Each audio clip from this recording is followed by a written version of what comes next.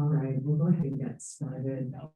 Thanks so much for your patience. For those of you that I haven't had a chance to meet yet, I'm Jennifer South, the director for Future Ready Oregon at the Higher Education Coordinating Commission. So glad to have you all today, and it's so exciting to be able to launch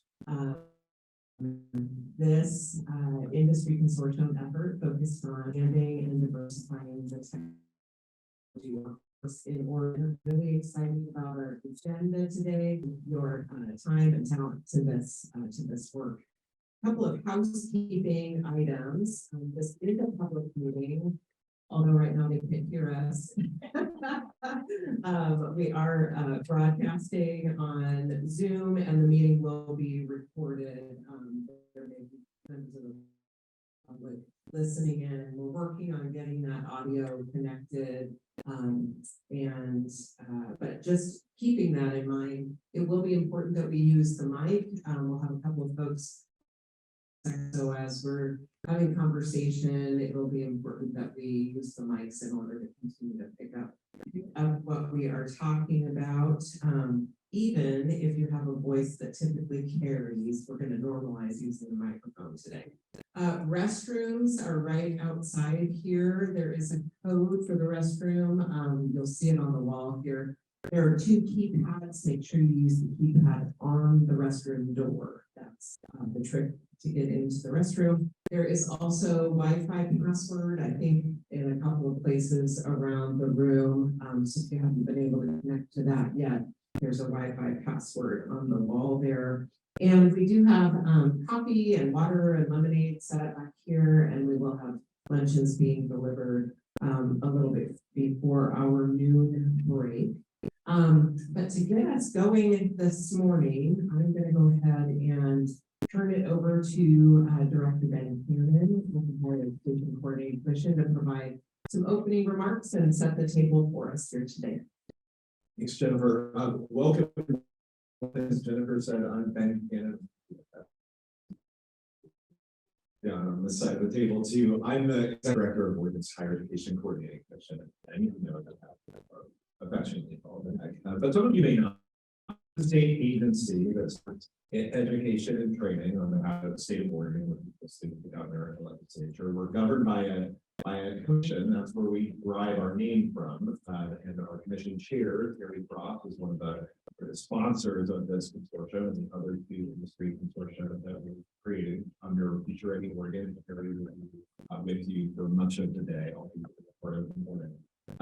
And we're just so pleased to be part of this consortium effort that the legislature created last year through the passage of the Future Ready Oregon bill.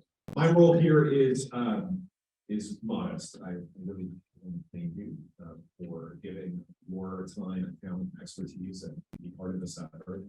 And to say a few words to help frame the work that you'll do starting today and months and years to come.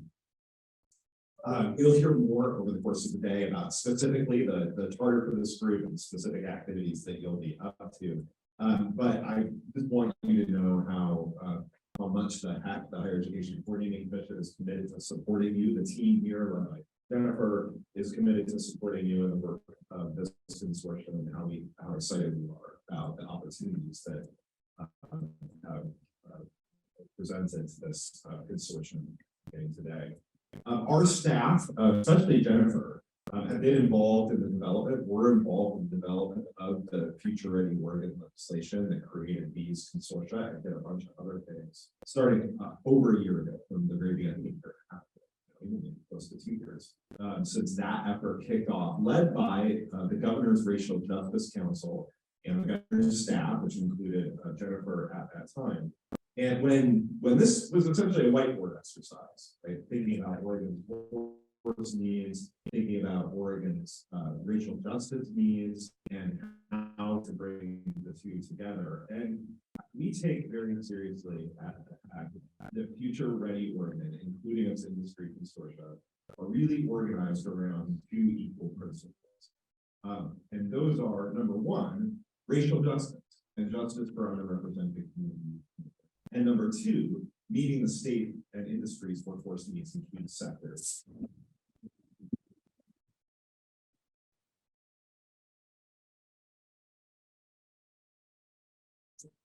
really together, because of course there can't be racial justice or other forms of justice without economic justice, without economic justice.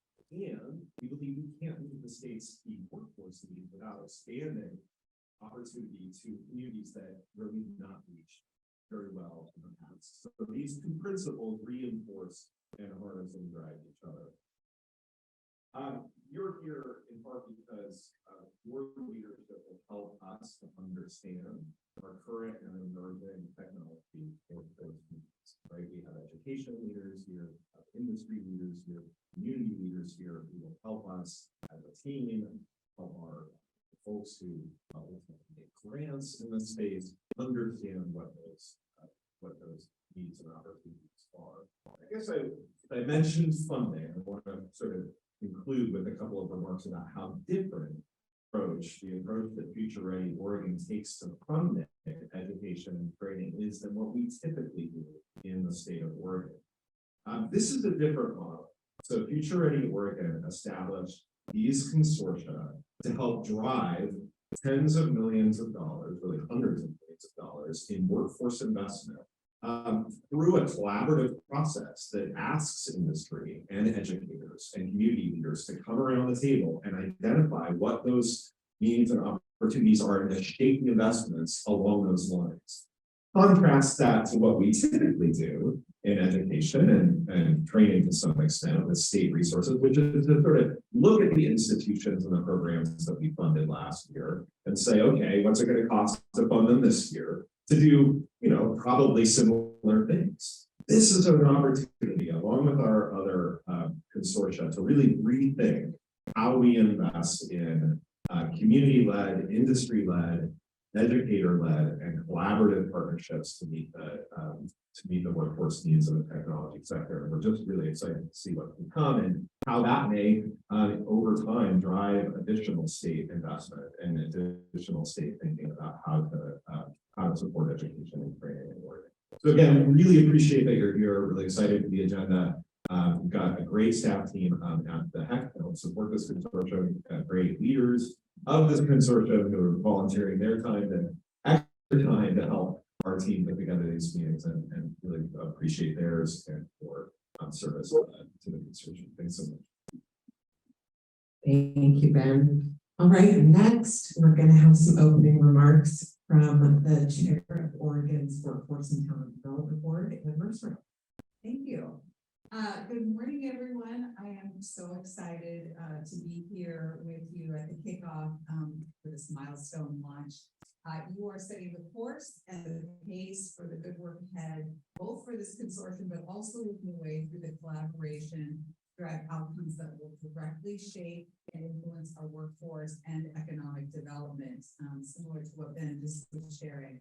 The co-creation of statewide sector-specific workforce and talent development strategies that engage and advance a diverse workforce will be a hallmark of Oregon's ability to be recognized as having a vibrant workforce with the ability to serve its people, all people. I want to share with you my day job. I'm the Vice President of Human Resources, Diversity, Equity, Inclusion at Portland General Electric. And last week at PGE, we hosted our own board of directors here locally at a community-based dinner. The room was full of dynamic community leaders, including community college, our tribal partners, transportation partners, government, labor, and clean energy partners. And the topic at the table, and I hosted one of the tables, was how do you think we as a community should work together to balance the goals of affordability, reliability, and resiliency while we execute on this clean energy transformation.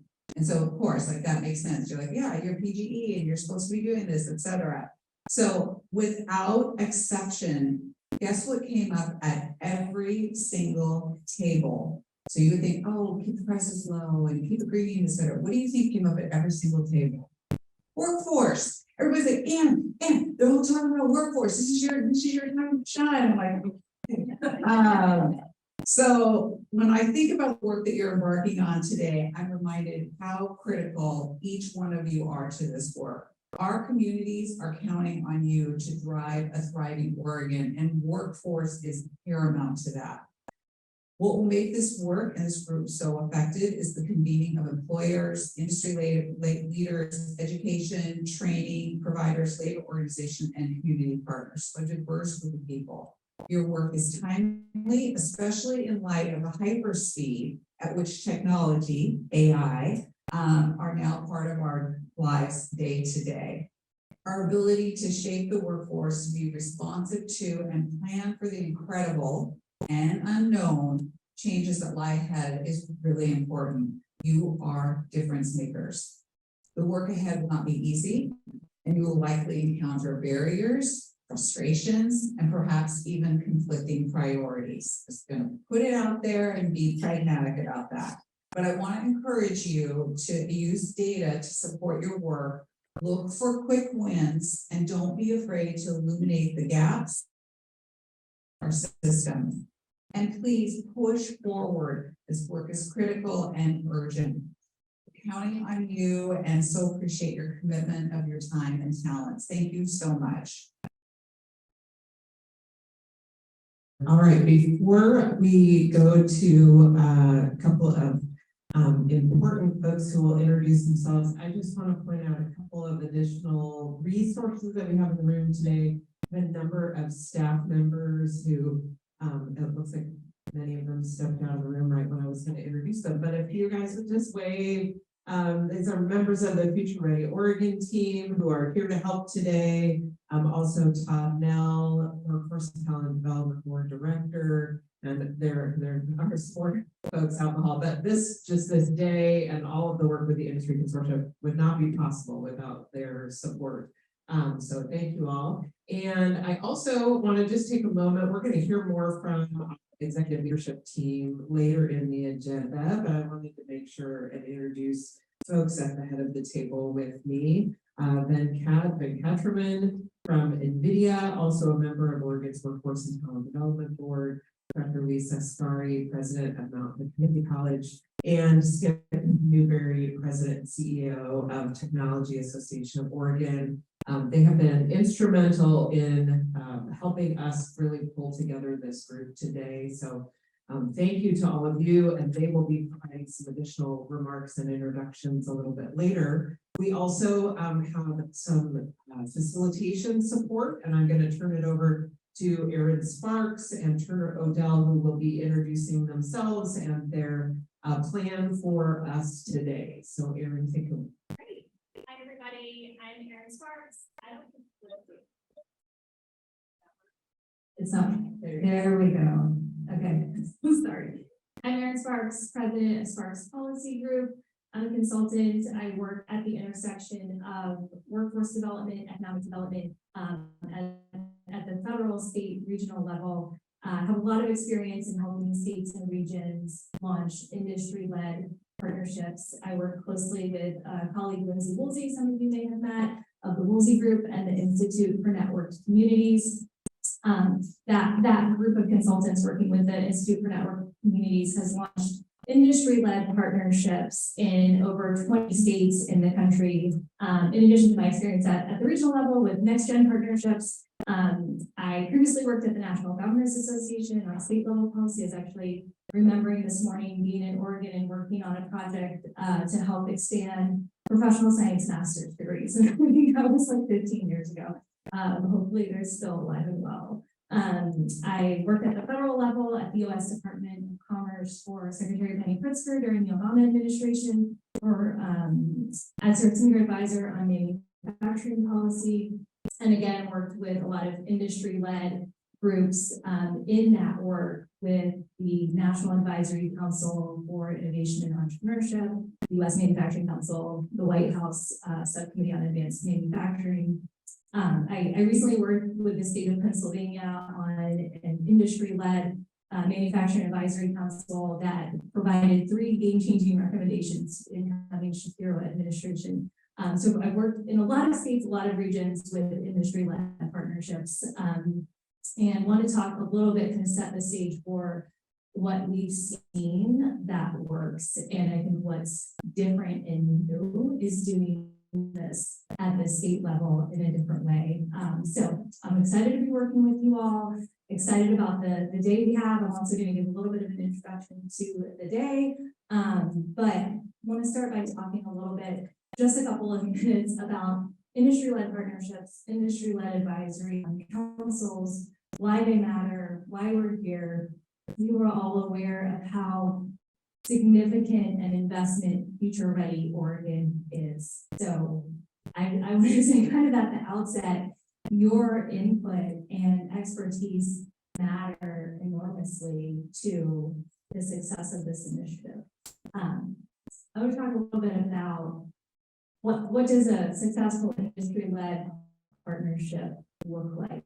And there are a lot of great examples across a lot of states and in Oregon of regional industry-led partnerships, transforming the relationship between businesses, workforce, and education for the betterment of their communities. I think Oregon is at the forefront of a smaller group of states that are about Oregon. I'm excited to see play out is bringing an equity lens to this work and bringing in the community-based organizations to partner with businesses and education in this work. They often get left out. I think we've seen, now more than ever, it's time to push for deeper and more strategic partnerships. Why is it so important? I love this quote from Bruce Katz, who was formerly at Brookings Institution, where he talks about on a good day in U.S. cities, and I think you could say states, regions, the public sector is a fragmented mess. And he kind of claims that the recent he calls it the federal largesse, with the federal funding has actually, rather than curbing that fragmentation, has made it worse. And so, kind of think about that and thinking about, I see that in my work, that fragmented mess, but I also see that where regions or states can bring these partners together, and I think especially use their industry partners to provide clarity and strategic insight, it mobilizes and pulls together what is often that fragmented mess into giving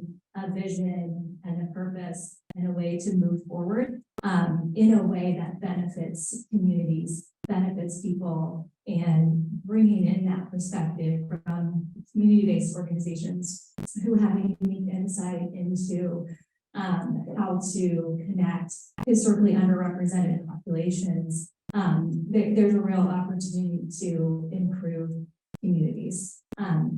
So what's the opportunity? And I think especially for this consortium, looking at the technology space, when we think about bringing that clarity and pulling together that fragmented mess, all of those different partners in pursuit of a common goal, which is the betterment of communities, betterment of the economy.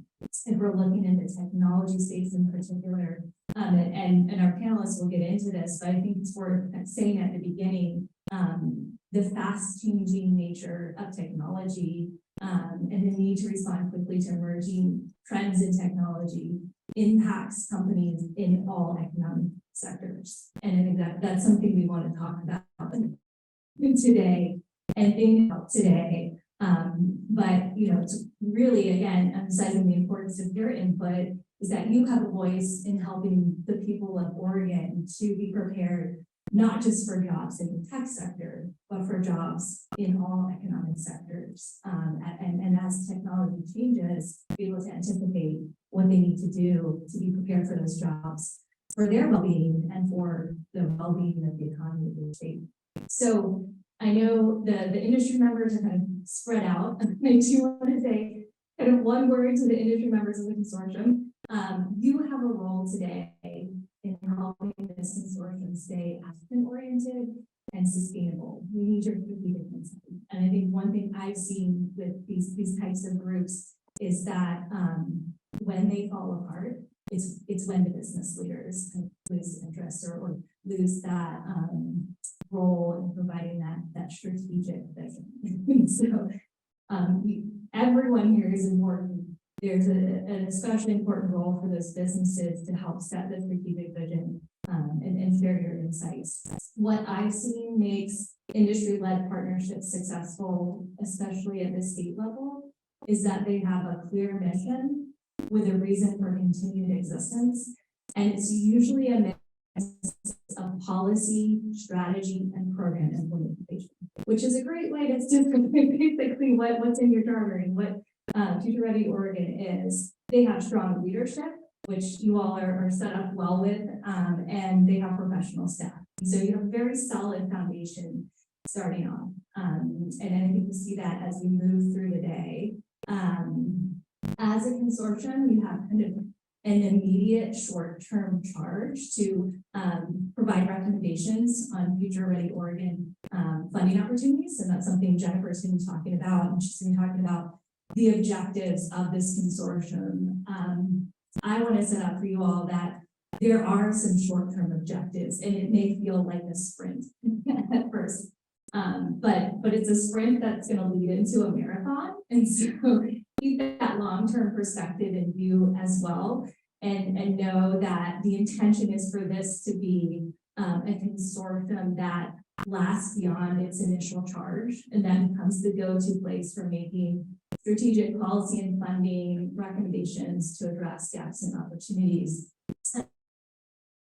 There's some flexibility built into your charter. Again, Jennifer's going to get into all of this to stand up agile working groups to address opportunities as they come up. There's also flexibility to add additional members. So that's something that we'll come back to a couple of times today and ask that question of who's missing. So if you think of people who are missing, make a note now. Be ready to speak up when we ask that question. How we kick off is critical to get us on good footing to be action-oriented and sustainable. So I'm here to help guide the conversation today to move us through the agenda, to keep us focused on both those long-term, short-term, and long-term objectives. I'm part of a facilitating team. And so you also want to introduce Turner Odell with Oregon Consensus and give him a quick chance to talk about their role in supporting the consortium. Thanks, Aaron. Just a little bit further away. Hi, everyone. Nice to see you all and meet some of you. My name is Turner Odell. I work with the Oregon Consensus Program. That's part of the National Policy Consensus Center. We're based in the Hatfield School of Government at the College of Urban and Public Affairs at Portland State University. And we are a center that focuses on supporting collaborative governance work all around the state, including facilitating public policy dialogues, problem solving, and helping groups like this, and heck, asked us to come help and support this group as it goes forward from here. Today, I will be in a supporting role to Aaron. Aaron will be our leader for the day, but in future meetings of this entire consortium, you'll see a lot more of me, and I'll be working with our chairs and with PEC to develop agendas and move our work forward. So I'm really pleased to be here. I look forward to getting to know all of you. And with that, I'll continue. All right, let me talk us through what the rest of the day looks like. And when we start with your packets, if you haven't already opened your packets, on the left, there's a copy of the Future Ready Oregon legislation. There's an agenda, there's a copy of the charter, and there's a membership list with bios. It's great, I always love those. And then on the right, you have copies of the slides. As soon as I kind of walk us through the day, we're actually going to go around and do introductions just so we all know who's in the room. And I'm just going to ask you to keep it brief, name, title, organization, and there will be opportunities to talk more and hear from folks throughout the day. After we do introductions, we're going to get grounded in Future Ready Oregon and the charter of the Technology Industry Consortium. Jennifer's going to do that. And then we're going to do some deep dives to get presentations, to get grounded in the data for both data and the technology workforce trends, both nationally and in Oregon. We're going to hear from our executive leadership team on their thoughts about what are kind of some of the big foundational questions for this consortium. I think, what are the guardrails for what's included in technology? How do we think about tech, but also enable jobs? What are the workforce implications of emerging technologies like AI? What do we know about what's already working? We'll do a little bit of Q&A. We packed a lot into that session, so I'm gonna say it again later, but I'll say it now too. Though that deep dive session is really meant to give you guys a lot of stuff to talk about in the breakout sessions. So after the deep dive session, we will break, we'll have lunch, we'll come back and we'll do breakout sessions in this room. We'll have one on integrating technology, educating technology responses, educating training responses over here, and one on expanding equity university over here. We'll have those discussions. We'll come back together as a group to report out, to hear our executive team's reactions and to talk about next steps. So that's orienting us to today. I'm going to start with Heather and give you the chance to introduce yourself quickly and just pass the mic around the room. And then Jennifer will jump in with her presentation. Hi, everyone. My name is Heather Stafford, and my day job is the executive director of the Road Workforce Partnership, which is a local workforce board for Jacksonville County down in California. But I'm here today representing a youngish startup project down there to train students in AI, metaverse, artificial intelligence, all those goodies, with an equity focus, and it's called Encode XP. It's a capacity grant, and so I'm on a couple boards, took a heavy hand in getting some of those little projects off the ground. So anyway, it's a pleasure to be here. I'm really excited. Can I just plug Future Ready for taking a chance on new ideas? It's really new, and it wasn't the only new idea in the group, so I'm excited to hear what. Hi, good morning, everyone. I'm Brooke Brownlee. I'm the Senior Government Affairs Manager at Portland General Electric. I work on workforce and labor policy, among other things, and I am the co-convener with Anne of the Oregon Clean Energy Workforce Coalition. And I'm sure we'll have time to talk a little bit more about that. I'm also the interim chair of the Clackamas Workforce Partnership. Hi, Melissa Evers. I work at Intel and I work in our horizontal organization on the Office of the CTO. I sit on the Linux Foundation board and do a lot of work globally with regard to technology development. This is new for me, engaging at the state level. So I'm very privileged to be here and look forward to getting to know all of you. I'm Wade Hopkins, Director of the Northeast Team Coalition, that's Northeast Portland. And I'm also on the board of the NWX, which is Northwest Clean Energy Accelerator. Yeah, and we work to bring STEM, authentic STEM opportunities for Black folks back on certain. Hi, everybody. I'm Janelle Ives. I'm the director of the secondary and post-secondary transitions team at the Oregon Department of Education, and I serve as the CTE state director for Oregon. So I'm very interested in that pipeline of getting those young kids in K-12 interested in all these careers and getting them trained in both high school and then community college. Hello, I'm Leah Guglielsi. I'm the Grants, Compliance, and Evaluation Manager of the Warm Springs Community Action Team, located on Warm Springs Indian Reservation in Central Oregon. We do a wide range of community development work and are getting into the workforce field of these past few years, especially one of our folks is big technology. Good morning, everyone. My name is Amy Vanderfleet. I'm a general economist at the Oregon Department. I work for the Workforce and Economic Research section, and we basically produce and analyze a lot of data, much of which I hope you'll find useful. Good morning, Michael Barnes with CompTIA, and I'm Director of Workforce Solutions at CompTIA. And I'll tell you a little bit more about me and CompTIA in my presentation. Good morning, Kendra Larson. I'm Senior Director of HR for ESS for the manufacturer in Wilsonville, doing iron flow batteries for longer. So we're very interested in some more training in the tech sector. Ben Cannon, Executive Director.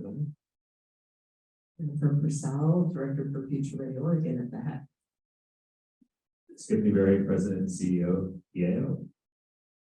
Good morning, Mrs. Carter, President of the Community College. Hello, my name is Venkat. I'm the Senior Director for AI and Computing at NVIDIA. And also look, look those good. And the pay is so good.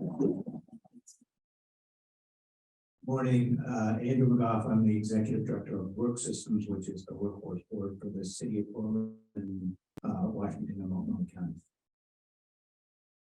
Hello, everyone. My name is Jeff Rhodes. I work with the Oregon Department of Education. I am our Career and Technical Education, Arts, Information and Communication Technologies Education Specialist with the Office of Teaching, Learning and Assessment, and support our K-12 teachers who are teaching career and technical education, specifically in the fields of information and communication technologies and arts AD technology.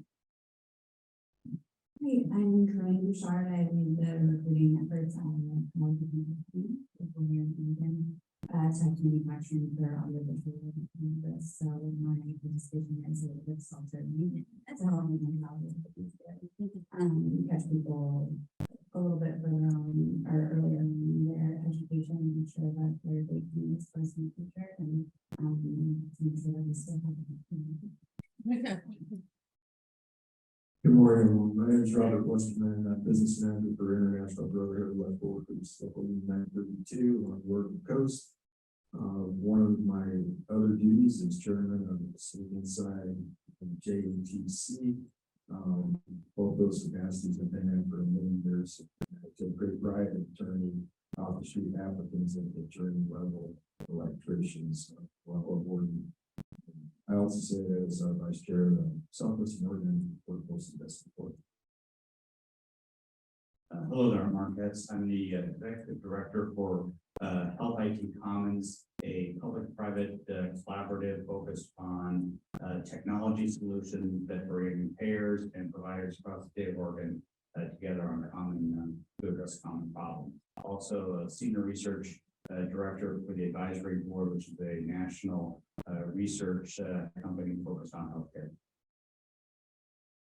Good morning, I'm Jeff Hampton. I'm the Regional Development Officer for Business Oregon. We're the state's economic development agency, and I serve businesses and communities in Clackamas, Multnomah, and Washington counties, and also serve on the Governor's Regional Solutions team for the Portland Metro area.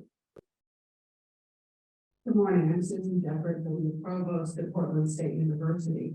And we're very proud to be the #1 social mobility university in the state of Oregon, which means we are able to move more students from low income to higher income jobs and lives as a result of their education.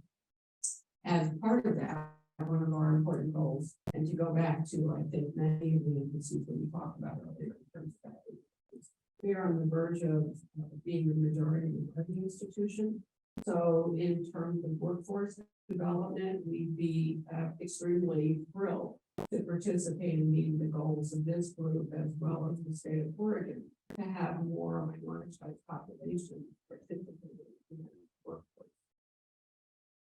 Good morning, I'm Nagi Naganathan. I serve as president of Oregon Tech, one of Oregon's 7 public universities. We have campuses in Clement Falls, Wilsonville, co-located with Shanghai here, Dental G. We have our Boost campus with Oregon Manufacturing Innovation Center, and we teach clothing engineers in Seattle. So we have plans for that. All right, thanks, everybody. We're going to turn it back to Jennifer to kick off her presentation. Thank you so much. I'm glad we had an opportunity to hear from all of you, and I'm really looking forward to the rich conversation today. We're going to take a few minutes to sort of ground ourselves in Future Ready Oregon. I also want to note that sort of the first half of the agenda today is a lot of us talking at you. So please don't hesitate to take care of personal needs. There's also coffee, water in the back of the room. So please feel free to come and go from those things as needed. But I'm going to go ahead and launch us into a bit of background detail, and then sort of talk about what is the Industry Consortia, what was the vision for Industry Consortia, and how it fits in with Future Ready Oregon, the Higher Education Coordinating Commission, and the Workforce and Talent Development Board, and really center us in that work before we move into a bit of data.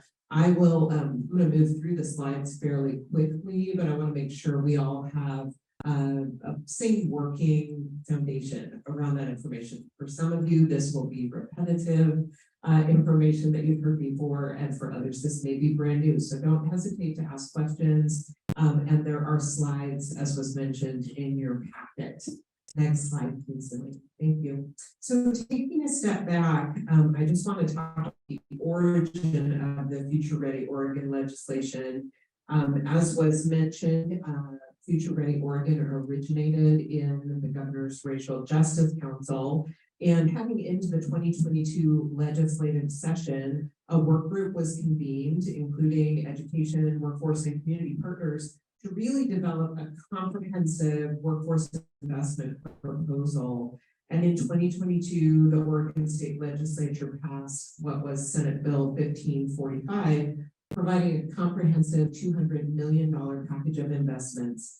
You'll see momentarily that has a number of pieces of the puzzle that were really intended to work together to both expand the workforce in Oregon and diversify the workforce in Oregon, with a special emphasis on some key sectors of Oregon's economy: healthcare, manufacturing, and technology. Future Ready Oregon intentionally engages Oregon's historically underserved and underrepresented communities, advancing education that you'll see included on the slide there. But next slide, please. I want to talk a little bit about really the guiding principles to the implementation of this work. So the bill passed in 2022, and we began the process of implementing the Future Ready Oregon legislation. And as we're implementing and operationalizing the investments, we're really guided by several core principles. Investments must work together to impact the entire workforce pipeline. So we'll talk a lot about facilitating seamless career-connected learning opportunities. You'll see represented around the table, our education partners really bring together the K-12 CTE experience, community colleges, universities, and how are we creating those pathways. Also considering recruitment as well as retention and career advancement opportunities in, again, these three key sectors for today, focusing on technology. Also, decision-making, including decisions around funding, policy, and process, are all grounded in racial justice and equity, really centering the needs of and engagement of priority populations. These core principles are at the heart of the sustainability of these investments over time. So that $200 million investment, you'll see in a couple of slides, is coupling several grant-making opportunities as well as some sort of systemic operational programs like the Industry Consortium. And it really is the sustainability of Future Ready Oregon is embedded in these core principles and advancing meaningful and inclusive partnerships that really will inform and redefine our workforce and talent development system and how we provide workforce education and training, where employers are actively engaged in identifying and informing high-value credentials and workforce needs. And education and training providers are developing and delivering on these industry-driven, industry-informed credential pathways and training opportunities. And community-based organizations with trusted relationships with priority populations are facilitating recruitment and retention strategies and providing wraparound supports and services. Next slide, please. The HEC, or the Higher Education Coordinating Commission, is responsible for administering a majority of the Future Ready Oregon investments, as well as providing comprehensive assessment and reporting. The HEC, as Ben mentioned, coordination of post-secondary education policy and funding. And you'll see here HEC envisions a future in which all Oregonians benefit from the transformational power of high quality post-secondary education and training, and where a future where an individual's community or characteristic is no longer a predictor of those education and training outcomes. And it's really with this clearly defined focus on coordination that through initiatives like Future Ready Oregon, HEC advances its strategic goals of affordability, equity, student success, and economic and community impact. Next slide, please. We recognize that there are significant disparities in how our systems serve Oregon's communities of color and other historically marginalized communities. And this includes the access to and successful completion of education and training programs. And it's with this awareness and understanding that HEC applies its equity lens across all programs, including Future Ready Oregon. And at our next meeting, you'll have the opportunity to hear from HEC's Director of Diversity, Equity, and Inclusion, Rudy Ann Rivera Lindstrom. She will provide us with a bit more detailed introduction to HEC's equity lens and how it will inform and frame your work going forward. Next slide, please. So the historic investments made through Future Ready Oregon, as I mentioned, are one example of how we are implementing HEC's equity lens in our work. Future Ready provides funding to support the education, training, and resources that people need to get into good paying jobs by investing in innovation and informing an equitable workforce system. This slide here provides sort of this, I call it a spider web presentation of the different buckets of funding within the $200 million investment package. So first, a number of these programs are designed to invest in innovation through primarily through competitive grant making. I'll point out a number of the programs. Prosperity 10,000 provides funding directly to our local workforce development board partners. And these funds are intended to expand the board's capacity to provide career coaching services, develop paid training opportunities, and provide scholarships, stipends, and wraparound supports. The second investment is Career Pathways. Career Pathways is funding that continues and expands programs at Oregon's 17 community colleges, really integrating education and training programs with the supportive services that students need. And what's important about Prosperity 10,000 and Career Pathways is that these investments are not specific to the three priority sectors that we talked about: healthcare, manufacturing, and technology. So our local workforce board partners and our community college partners have been implementing and expanding programs that are regionally significant, reflect those regional economies and the areas that they're serving.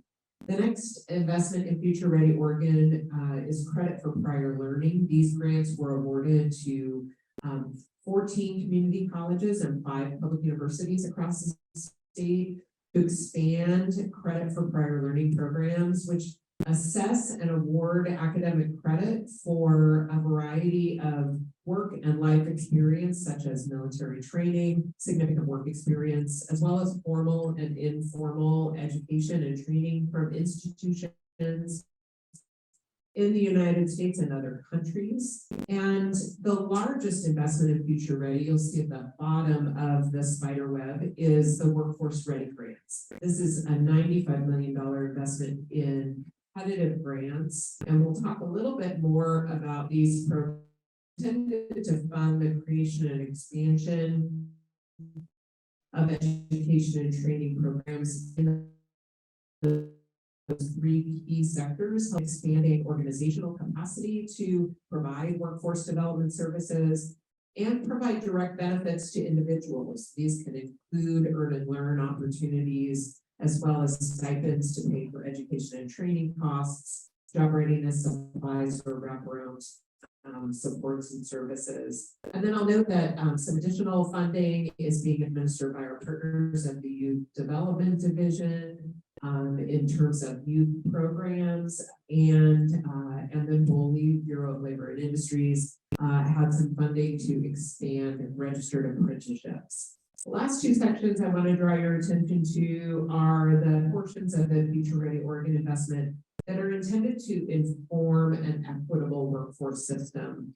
First, the Workforce Benefits Navigators, which is a program that is in the process of being launched now, provides funding again through our Workforce Development Board partners to place workforce benefits navigators in WorkSource Oregon one-stop centers and community-based organizations across the state. Navigators will be single points of contact to connect individuals to the resources and supports that they need to meet their unique needs as they participate in education and training programs. And then, of course, the industry consortia, which is why we're here today. Over the coming months, the HEC, in partnership with the Workforce and Talent Development Board, is convening statewide industry consortia in each of those three sectors. Healthcare launched in April, technology launches today, and manufacturing will be launching later this summer, really designed to build partnerships that more deeply engage employers, education and training providers, and community partners to co-create workforce development solutions. We will look a little bit more at industry consortia in a moment, but a quick word about assessment and accountability. Go to the next slide.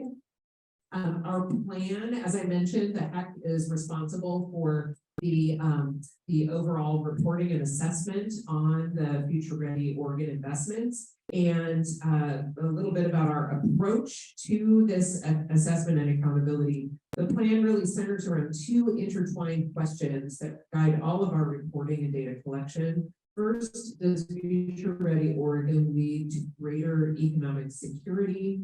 And does Future Ready Oregon lead to greater equity, especially racial equity? The analysis will examine access to funding as well as access to training programs. We'll also be looking at how the investment is put into practice, and then examining outcomes, looking at participant level data to understand the economic and equity impacts of the investment. Next slide, please. So briefly, I want to ground us in our work here today. As Erin mentioned, there's a copy of the draft charter in your folders. You all should have also received that in advance. We'll do a little bit deeper dive into the charter at our next meeting. But today, a couple of grounding principles.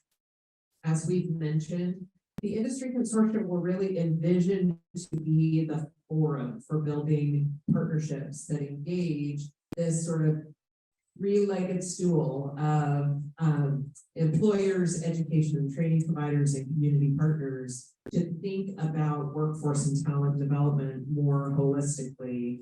And as Erin mentioned, in order to best position the industry consortia for success, we retained Erin and her colleague Lindsay Woolsey as implementators and strategists to really help us understand the framework for doing this work well. Next slide, please.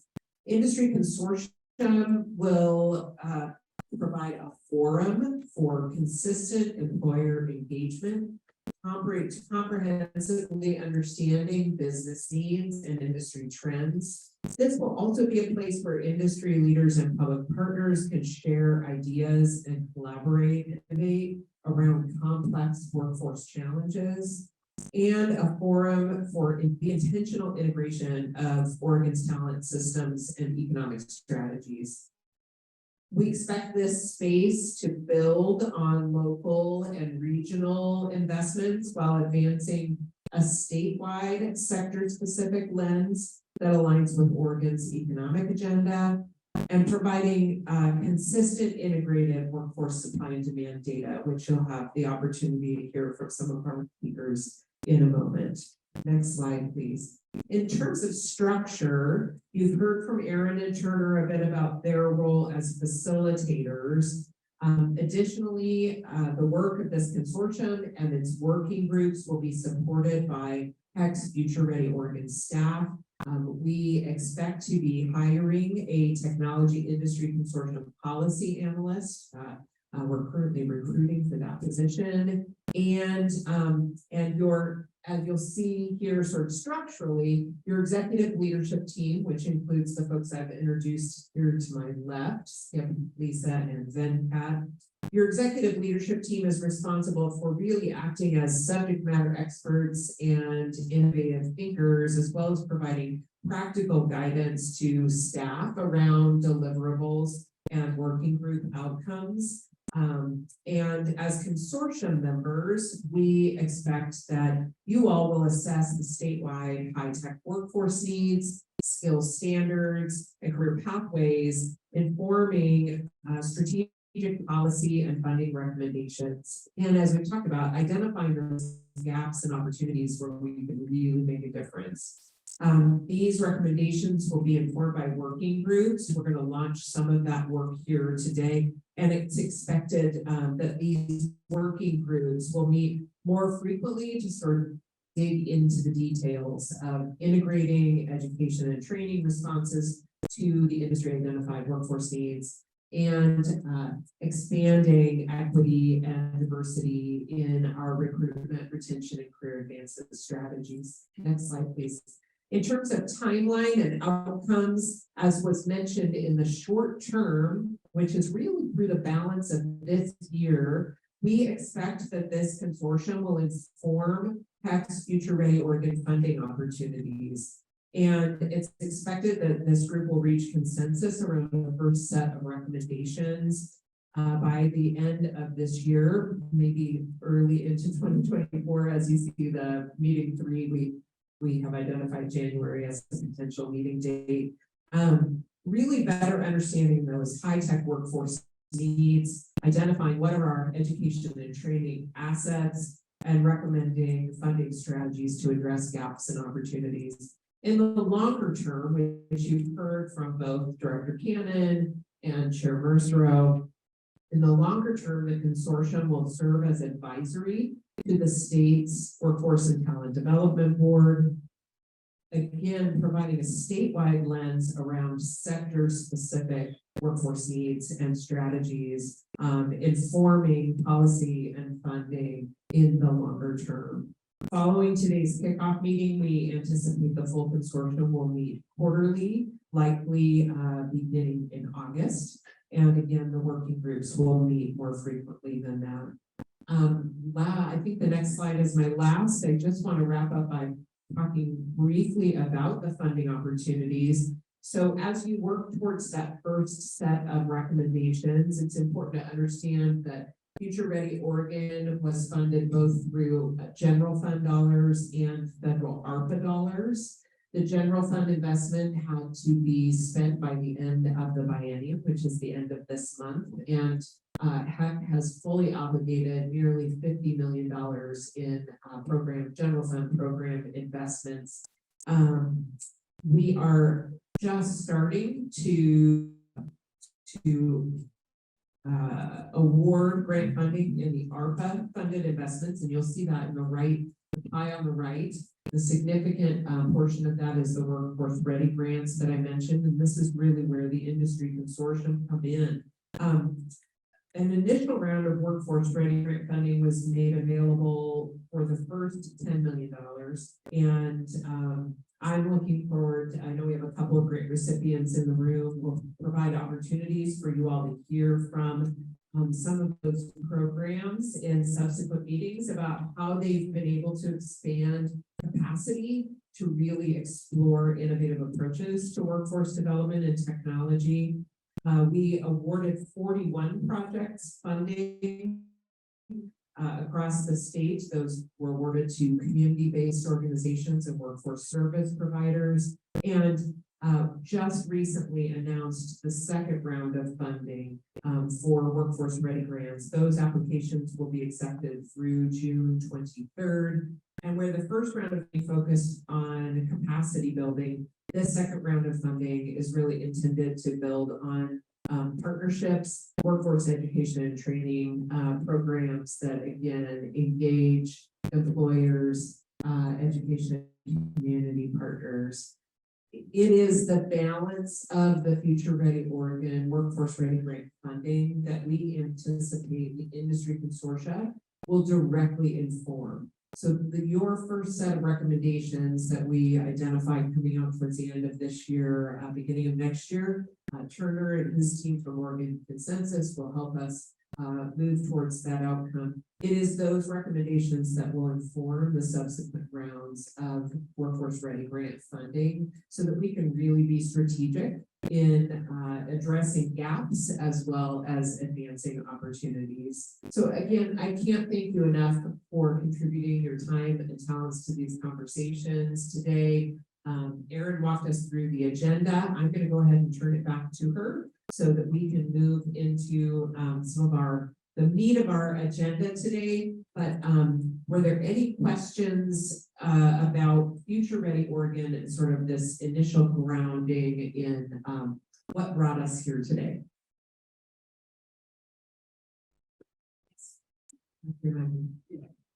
What's going to happen with the report? In July. What's the next step? I missed the first part of it. What's going to happen with the report we might generate from this consortium activity? So I would say a couple of things. Thank you so much for the question. That first set of recommendations will really inform the next request for application. So this group will say, these are the strategies that we really think we should be taking advantage of with this funding opportunity. So that's first and foremost. I would say secondly, when I talked about assessment and accountability and the HEC's approach to reporting on the Future Ready Oregon investments, the Office of Research and Data at the HEC will be following all of the industry consortium efforts, healthcare, manufacturing, and technology, and really capturing what these groups identify as strategic opportunities, and talking about this this partnership as a strategy in workforce development and how that's working and informing workforce and talent development going forward. So I think it will happen in two places: one, informing future funding; two, talking about sort of systemically how we're co-creating strategies going forward. Is there another question? I'm going to move us into our next session. Oh, you did. Yeah, I could find the data to funding. Which one is the funding? No. Yes, okay. I saw 95 million in the future to the workforce ready grants across the three sectors: technology, manufacturing, healthcare. Could we view this as a bucket, or is that a breakdown of sector-wise breakdown? Thank you. So we have not broken down the entirety of the investment by industry sector. That being said, so far the investments have been fairly even across healthcare, manufacturing, and technology, and we will identify sort of a specific set of dollars that will be informed by this group going forward. Yeah. All right, so we turn it over to our presenters. Yep, yeah, like moving to the next section, and we will have time this afternoon too if there were questions we didn't get to come back. So we're moving into a deep dive session, and really, as I said before, this is meant to set us up well to go into discussion in breakout sessions. So there's probably not a lot of time for Q&A. So I would recommend you all have like notepads, sticky notes. If there are questions that come to mind, write them down. It's so easy to forget your questions. Also, if there's an insight that you comes to mind, or that, you know, the particularly compelling thought or piece of information, go ahead and write that down too. The breakout sessions are going to be facilitated. They're going to be interactive. We're going to be asking you questions based on what you hear. So just kind of a plug at the beginning, pay attention, jot some notes down, be ready, you know, to discuss these things, moving into those breakout sessions. So we kind of have two blocks that we're going to hear from. First, we're gonna hear, and they already introduced themselves to make my job easier, from Mike and Amy on really like getting into the data in Oregon and nationally. What are technology jobs and what are the skills? Then we're gonna hear from our executive leadership team, Skip, Lisa, and Venkat, and they're gonna be kind of framing some big questions, trends, opportunities that we should be thinking about as a consortium. So I'm gonna go ahead and turn this over to Mike to get us started, and thank you. Thank you. And, excuse me. I know we're a little behind already, so I'll do my best to shave off some time here. So if you go ahead and go to the next slide. First, I'll tell you a little bit about CompTIA. So we are a global nonprofit tech industry association that was formed about 40 plus years ago in Chicago, Illinois, where we're still headquartered. And over the year, and we represent about 10,000 companies and tech professionals worldwide. And over that time, we've developed the most widely recognized vendor neutral credentials in tech. So many of you may have heard of A+, that's kind of the industry standard in desktop support and field technician type work. And the only credential asked for in job posting more than a CompTIA credential is Microsoft Office. So that gives you kind of a sense of the scope there. And more than 70,000 Oregon residents have some form of CompTIA credential. So widely accepted there. As an industry association, you know, the history was doing advocacy and lobbying. About 10 years ago, the members came to the association and said, we need you to go ahead. We've got the advocacy programs. We need you to work on talent development. And so they focused a lot on B2B and B2C type training, which is stuff that you can go on to our website or is done at an employer.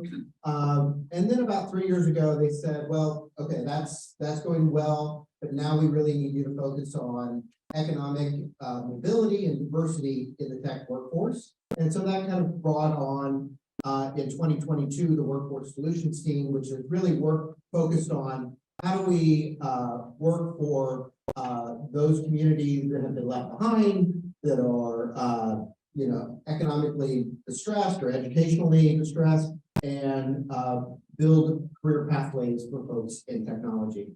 Next slide, please. So just to give you a really high level, so obviously membership is one of the core areas, the credentials, talked about the B2Bs, B2C. We do a lot of data and labor market research, which I'll share some highlights with you this morning. We have a philanthropy arm, which is CompTIA Spark, which is free middle school programming to get kids into tech careers and tech curious. And then our workforce solutions team. Next slide. And our workforce solutions team is made up a lot of representation of what is on the industry council here: education, economic development, workforce development, apprenticeships, all those areas. And our three guiding principles are when we're engaging in communities, there's relevance, relationships, and results. Next slide, please.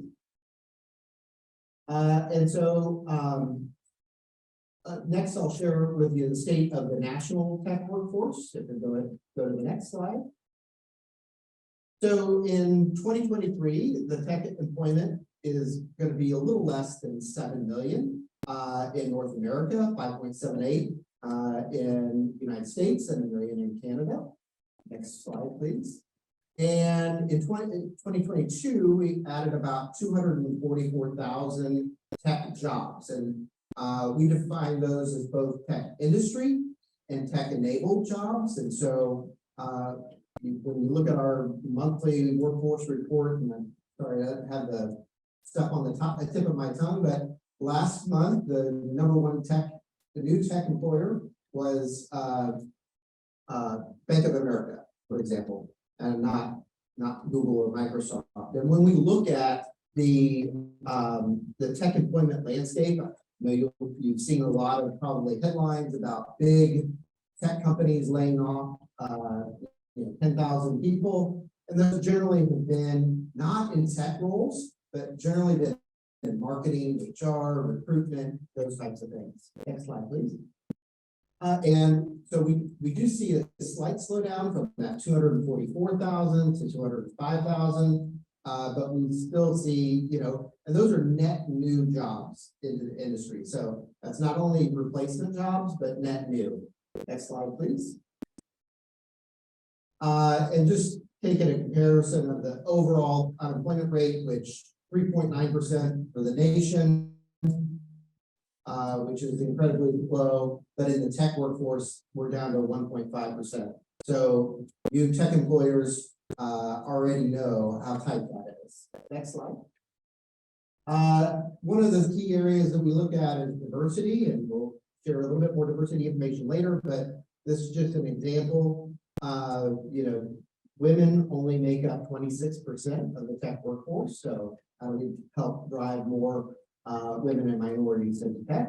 Slide, please. And then ethnically diverse. When you look at the nation as a whole, 41%, but only 8%, respectively, in Hispanic, Latino, and Black populations are engaged in the tech workforce. Next slide, please. These are the leading U.S. tech occupations for 2022. Software support, programmers, web, IT support, and cybersecurity systems and engineers. Two of those are what we consider entry level and don't require a college degree into meaningful careers. And we're not college degree opposed, but we believe that there needs to be a balance between those occupations where you can transition folks into careers, prior learning credits, and transition those into higher education as well. So next slide, please. We look at these when we're looking at the continuum there. We look at career content individuals, those folks that are already in the marketplace, they're happy with their jobs, they're not looking. Then you look at the next bucket down, which is career curious, those folks that are in the workplace or out of the workplace, but they're thinking that maybe they want to get into a new career or a new job. And so then we focus on those folks on what's that motivation gap between getting people into the workforce or into that new career intent and then tech intent roles. And so that motivation gap we look at is what does it take to get them to make a move or into a new career? And then the confidence gap, we look at what does it take to make them move into tech roles. The next slide. And so when we look at the universe of nationally, about 47 million people in that career intent looking to move jobs, which is about 30% of the workforce. But when then you boil it down, only about 8 million are looking to be tech intent. And so how do we raise those numbers there? Next slide, please. And I'm sorry, I'm running through these really fast, but hopefully we'll have some time for more conversation later. And here where we see all those different areas of influx into the tech talent pipeline. Next slide. And then the next couple of slides are really focused on the Oregon picture. And I will really fly through these because my new friend Amy has got some really thoughtful and relevant information there. So we can go on to the next slide. Just to give you, the Venn diagram there of, tech industry jobs and tech occupation jobs. One of the things that I want to highlight to you that is state ranking. Oregon is 10th in tech employment in the nation. So, which accounts for about 6.7% of your total workforce. Next slide. Go ahead and go to the next one. Here are the leading tech industry sectors that we see, and these are tech companies. These are not tech enabled jobs, but tech industries. So you'll see tech manufacturing, software, IT services. A couple slides back, you saw 6.7% of your workforce in tech, but it gives an outsized economic impact there, which is what we see is 10.9% of your total economic impact for the state. And then next slide. We'll go ahead and through this. Next. And here are the leading tech occupations for Oregon. You'll see that they're very similar. And you see that there's still significant growth in all of those year-over-year changes. Next slide. And then the workforce characteristics there. You see you do about as well as the national average for women, a little bit better than in Hispanic and Latino, and a little underperforming in Black and African American. Next slide. That was it. And so the QR code there's got more information, more resources there if you're ever interested. But very honored to be a part of the conversation here today. And I will say, having a national perspective, working with a number of different states, Oregon is leading the way with the Future Ready initiative here and having an industry consortium like this. And so we're really honored to be a part of that and look forward to the engagement. Thank you.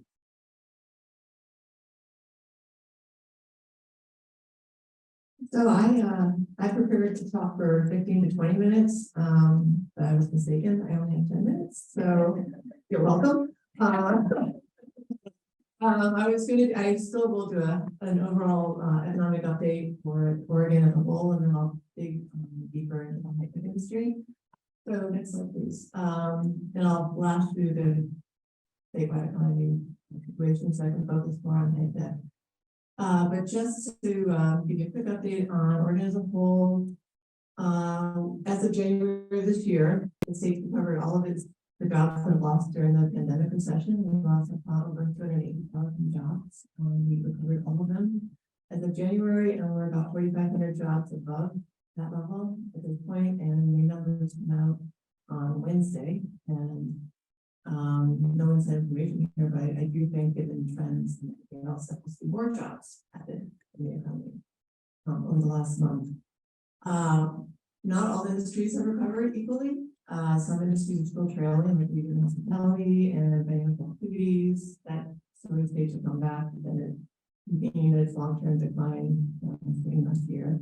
Construction and professional and business services, which is a big white collar mainland industry, they're leading growth. There are tens of thousands of jobs above where they were before the pandemic. But overall, we're above jobs, and just as there's disparity among industry recovery at the statewide level from the pandemic recession, there's also disparity at the county level when it comes to full recoveries. About 21 counties out of Oregon's 36 counties have recovered all the jobs that were lost during the recession. But there are still areas that are trailing, and mainly in southwestern or southern and southwestern Oregon, and pockets in central and eastern Oregon. But the major metropolitan areas, Salem and Portland and Bend, all those areas are above where we were prior to the pandemic. Complete recovery there. Next slide, please. And so hand in hand with the strong job growth, we've had a declining unemployment rate. It came in at 4.0% in April. And that is low, not historic, but almost historically low. I think the lowest was about 3.5%, and that was right before the pandemic. So we're back down to 4%, which is not normal. It's very low. Even though it's higher than it was before the pandemic, it's still very, very low.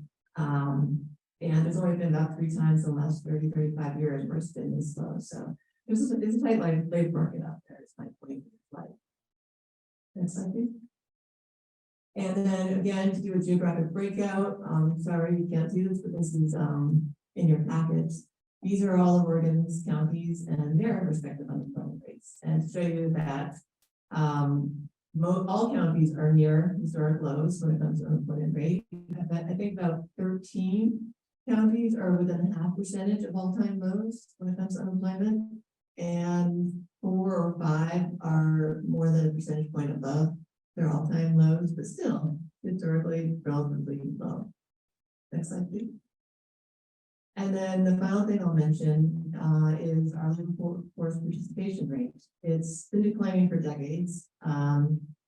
And that's largely due to demographics. We have an aging population, we have a lot of retirements, and the labor force participation is just a percentage of people who, and the entire working age population, 16 plus, I think, the percentage of people who are working or looking for work, so actively involved in the labor force. And because we have an aging population and increasing retirements, you're seeing that labor force participation rate drop over time.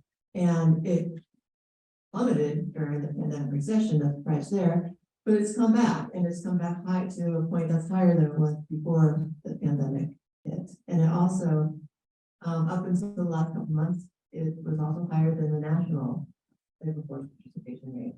So in terms of our participation rate, we're recovered.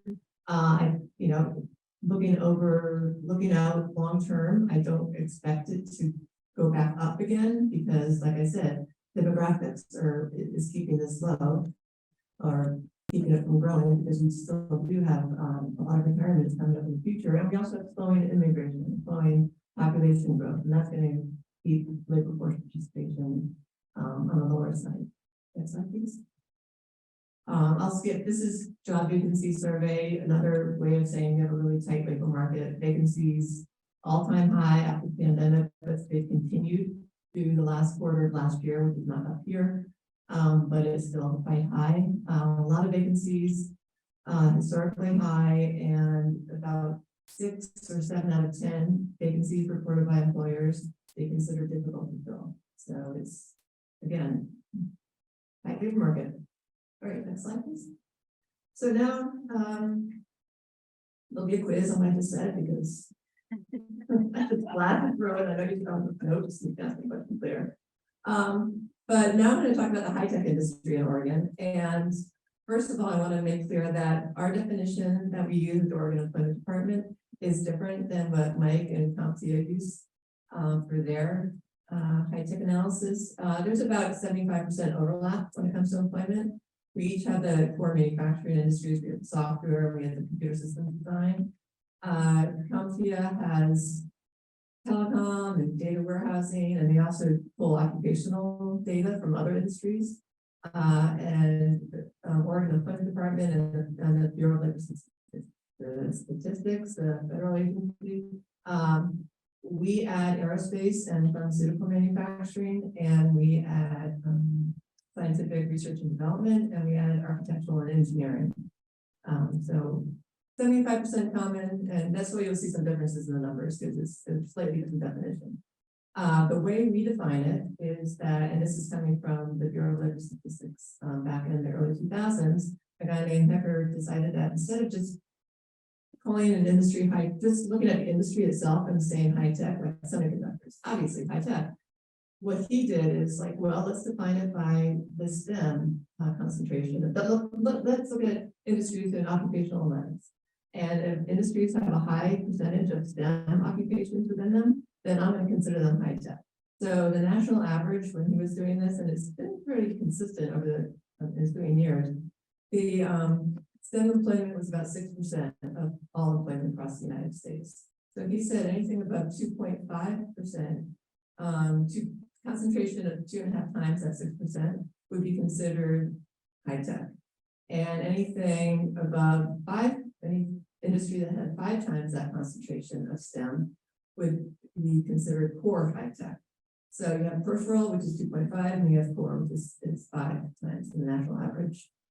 And so this is what I'm going to be concentrating on in my data that coming up here is that core high tech industry. Next slide, please. And so the industries that come out, this is again national, using that 5 times the national concentration of STEM occupations. These are the 11 core industries, and they span manufacturing, professional business services, and software publishing. And they represent 100 in Oregon as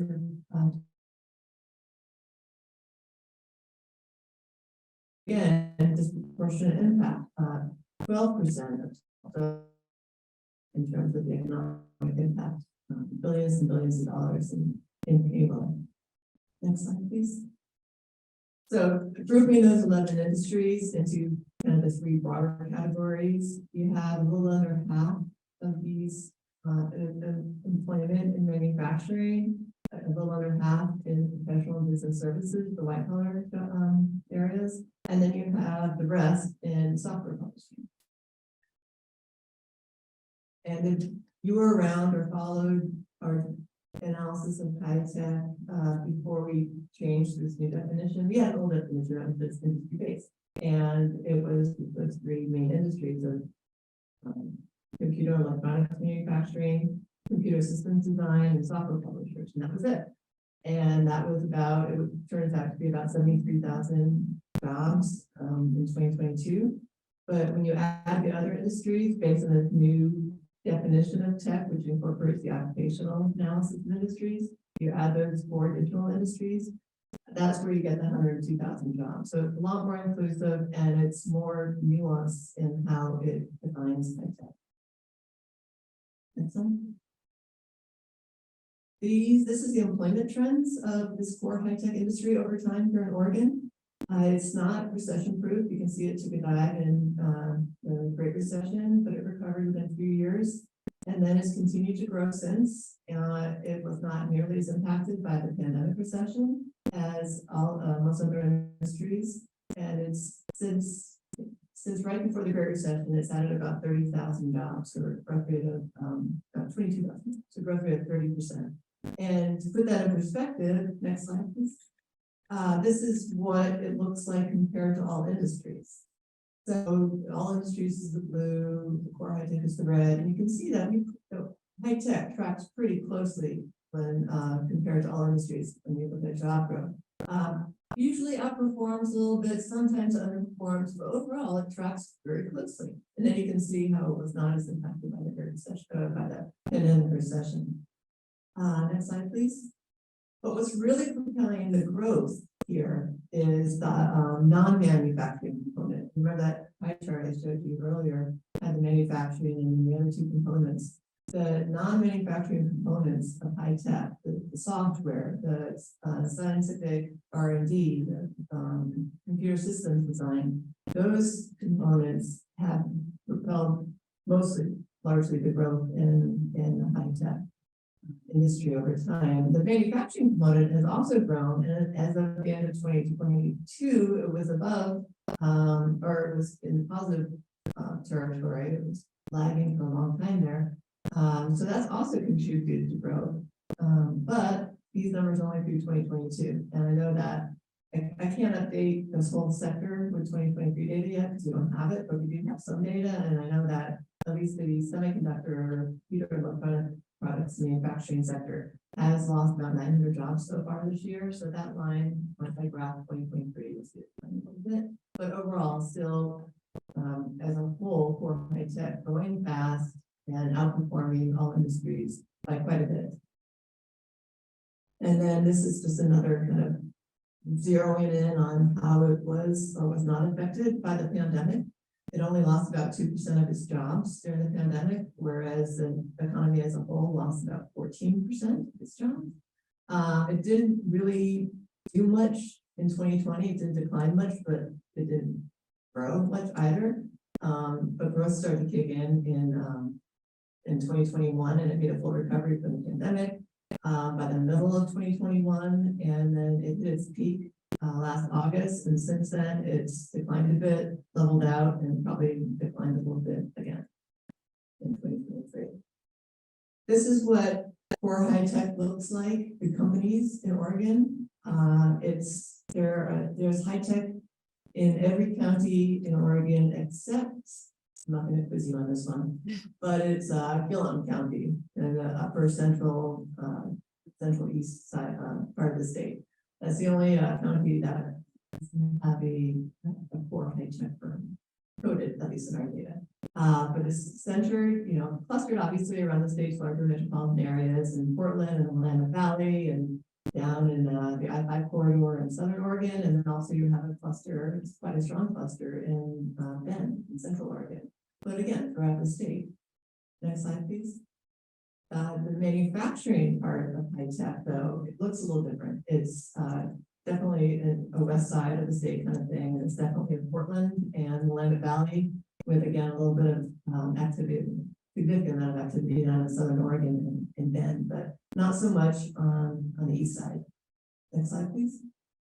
But then this is where you get the first employment, even the non-manufacturing, which makes sense. You're not going to probably set up a lot of manufacturing facilities in remote places in eastern and southeastern Oregon, but you can set up a lot of these other companies throughout the state, and that's what you see here. You have all the non-manufacturing businesses. And again, there's only a handful of counties that one has 0, but a couple other counties only have 3 or 4 firms. But again, this is pretty well represented across the state. Next one. And then you're looking at demographics. It is definitely male oriented, the core high tech industry. And it's 32% women versus 47% for all industries. So definitely male oriented. And that hasn't really changed much over the last few years, at least the last 10 years. I was looking at data from about 10 or 12 years ago, and maybe a percentage point or 2, but it's been pretty consistent, at least in recent history. Next slide, please.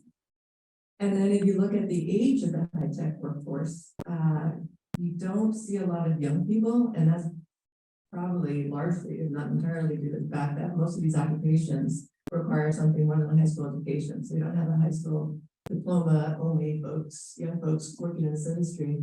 Most of the employment, 75%, is in the prime working years, and I hate that term because I'm outside of prime working years. But between 25 and 54 is where you see about 75% of employment in core high tech, and that's a little bit more than statewide, with 68%. So it's just in those 25 to 40, 54-year-old categories where you see most of the core high tech employment. Next slide, please. And then when you look at the ethnic and racial diversity, again, mirroring what Mike said, it is less white than overall for all, and this is not the population, this is the industry for when I'm comparing high tech to the state. It's for at the industry level, not the population, total population. But we're less white than all other industries. And that's entirely due to the fact that we have a larger Asian representation in high tech, more than twice, if not 3 times the concentration of Asian workers in high tech and other industries. We're underrepresented across all other racial breakouts that we have data for. Some other like American, Indian, Blacks, and Pacific Islanders, and people who identify as being 2 or more races. All of those are underrepresented. And then you look at ethnicity, 7% of the workforce is Hispanic compared to 14% overall. So again, less diverse when it comes to ethnicity. Next slide, please. And then again, we have a list of largest occupations. It's going to differ a little bit from what Mike used or presented because of the difference in definitions. But these are the largest occupations in those 11 core high-tech industries. And this is something that we can do for you. You don't have to use our industry definition. If you want this kind of data, we can do this for you based on your own definition of what a high-tech industry is. There's a lot of data that we produce and that we can finagle and that we can like customize for your own needs. So I'm just not presenting on the high-tech. I'm also presenting on the data that we have available for you in the work that you're going to be doing. So for the largest occupations in high tech, I think these are the 10 largest occupations. They represent a little under 1/3 of total employment in high tech. And all of them pay higher, or no, all but 3 pay higher than the statewide average hourly wage of $30 an hour. So in general, and you would have seen it in the industry slide, I didn't last through that one, but high paying is the bottom line here. It's a high paying industry, and the occupations, obviously, within the industry. Most of them, or a large majority of them, are very high paying. Next slide, please. This is what the high-tech workforce or jobs look like when it comes to educational requirements. And on the left there is the core high-tech, on the right is all industries. And 60%, or actually more like close to 72% require something more than a high school education. You need a post-secondary training, you need associate's degree, bachelor's, or advanced degree. And then you look at all industries, and it's almost a mirror opposite of that. You have well over half of all jobs out there requiring something like a high school degree or a high school diploma or less. So bottom line, it's highly educated workforce, and most of the jobs in this sector do require something other or in addition to a high school education. Next slide, please. And then this is my final slide. This is just looking at the 10 largest occupations in core high tech and what the current situation is, or at least as of our last job vacancy survey that we did in the first quarter of this year. And just among those top 10 occupations, there's about 2,200 vacancies. And that's an undercount for reasons I won't get into. But the thing that I want you to focus on this slide is that the vacancies that are currently out there, at least earlier this year, or last year, pay twice as much as the vacancies across all industries. They're much more likely to require higher education and or previous work experience, and they're much more likely to be full-time positions. And then this is not just showing you what the current demand is for a high-tech occupation or jobs right now, but also to let you know that we have this kind of data, and we can run this. This is a specialized analysis based on core high-tech. So again, we can do this kind of analysis and data production for you based on your needs. So that is all I have for you. Thank you so much, Mike and Amy, and I'd love to take some time to process this and discuss it, but we're going to do that in the breakout sessions after lunch. And so just, if you have thoughts, please again, jot them down on your notepad. Mike and Amy are staying for the breakout discussion, and so you will have a chance to ask additional questions or pick their brains then. And I see Skip's ready to go. So turn it to you. Sounds good.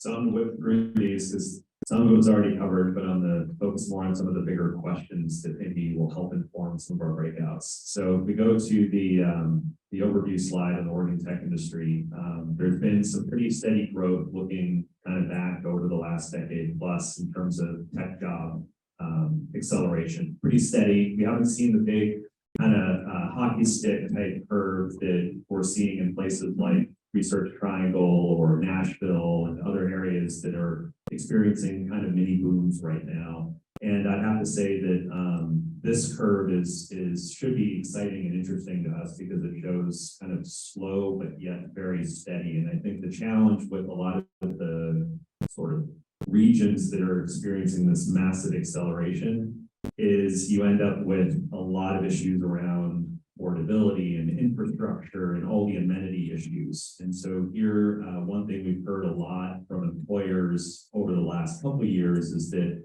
they're continuing to hire, they're continuing to grow, and they feel like this region is competitive nationally because of the transportation infrastructure, because of the existing amenities, and compared to other West Coast hubs, especially tech hubs, we're still pretty competitive on costs. So yes, you'll hear a lot about affordable workforce housing issues. That's a real challenge that we have in the long term, but at least over the next 10 years or so, we've got line of sight to we're still pretty competitive when it comes to attracting and retaining tech talent, especially given some of the higher wages you've seen in the data earlier today. So it still means that this place is affordable to a lot of tech folks. If you look next at the next slide, average earnings per tech job. So a lot of this data is on our website. I have a link at the end of the slides, and there's a lot more there that's interactive you can check out. I encourage you to do so. But this is an interesting one because it shows Oregon tech earnings per tech job adjusted for cost of living. And so you can see that whereas on the previous slide, it was about $165,000 in terms of the average wage, pretty significant. We're kind of in the middle of the pack relative to a number of these cities once you factor in affordability. But if you look at a lot of the West Coast competition, with the exception of the major tech hubs, we're still doing okay. But this is something that we should definitely be considering in the context of larger sort of workforce challenges, especially when it comes to sort of wraparound services for those entry-level jobs, things like access to transportation, access to childcare. What are some of the barriers that are potentially preventing folks from accessing some of those entry-level jobs in tech? The other thing I wanted to mention is that in terms of, go to the next slide, STEM employment by industry. This bears out in a lot of the data you saw earlier with the focus around manufacturing being an interesting one for our region. You know, just under half of all sort of core tech employment is accounted for by manufacturing, semiconductor and device. And over the last 10 years, we've seen, especially in semiconductor, it was actually declining slightly in terms of employment, but in Oregon, it was steady. And so with the CHIPS Act and everything else right now, there's a hope that, you know, we're going to start to see some acceleration in some of those semiconductor hubs around the US. Oregon, obviously being one of those, you know, some cause for some cautious optimism there. The other thing that's interesting is that we have a robust ecosystem here in terms of semiconductor that's focused on not just sort of the manufacturing piece, but also all of the tech that enables that production. Synopsys is here. I mean, that's a case in point, right? Software that is doing helping with the production of semiconductors, and a lot of the R&D on the software side happens here as well.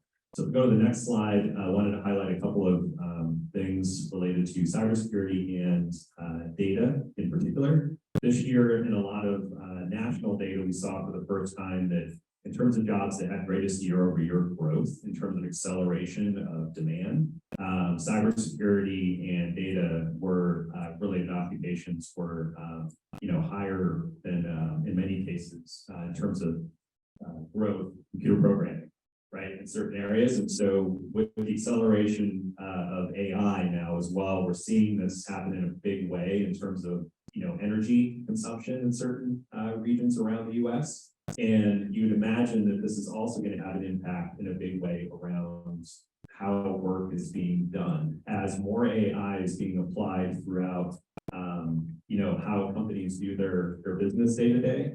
And this is something we're hearing from all the larger companies we work with this year, is that in the next year and beyond, they're going to be looking at applying AI internally first before they look at kind of messing with it in terms. Partly that's because your employees are a little more forgiving than your customers if it goes sideways, but it's also looking at, for companies, hey, we can have some dramatic performance gains here that allow us to be even more competitive. So what that means is that as we're thinking about tech adjacent roles that require a bit more familiarity and certification when it comes to working with tech platforms, that's going to be a huge growth opportunity. So we've already been seeing this in the last 5 years with things like revenue operations and marketing and sales intelligence, where you can have entry-level opportunities that don't require necessarily a 4-year degree, and then through a series of certifications, you can accelerate further. Obviously, you heard earlier about IT being an interesting early on-ramp into tech careers. That obviously holds true. Same thing with some of the cybersecurity related positions. And then if we jump a couple of slides.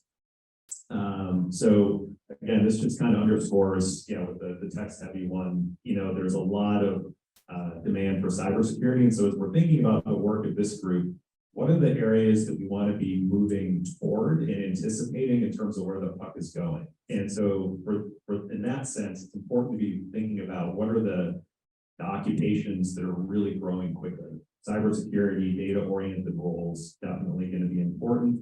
As tech becomes even more ubiquitous, you have more risks on the cybersecurity side. It's kind of, you know, with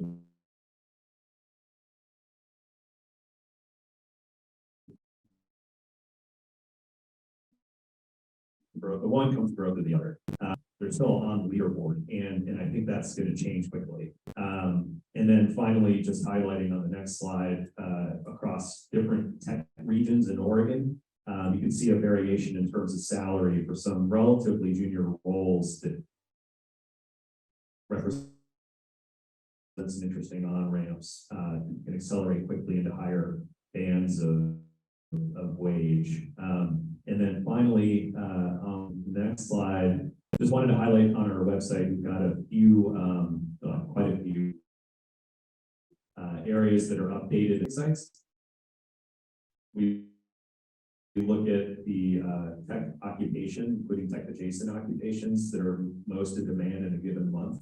And then we correlate that with the number of profiles under postings. And this is updated pretty regularly, 30, 60 days, and it changes obviously quite a bit, but this is just the latest reflection in the last 30 days. You can see there's a lot of tech adjacent stuff in there, like sales oriented positions. All right, I'm gonna pause.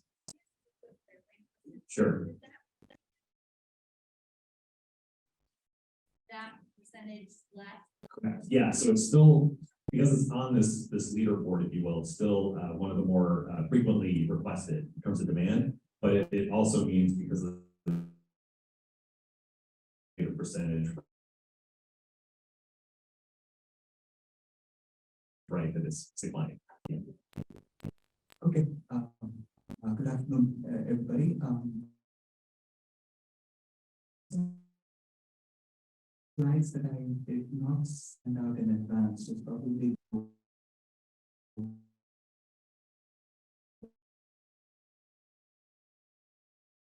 to get that on the screen.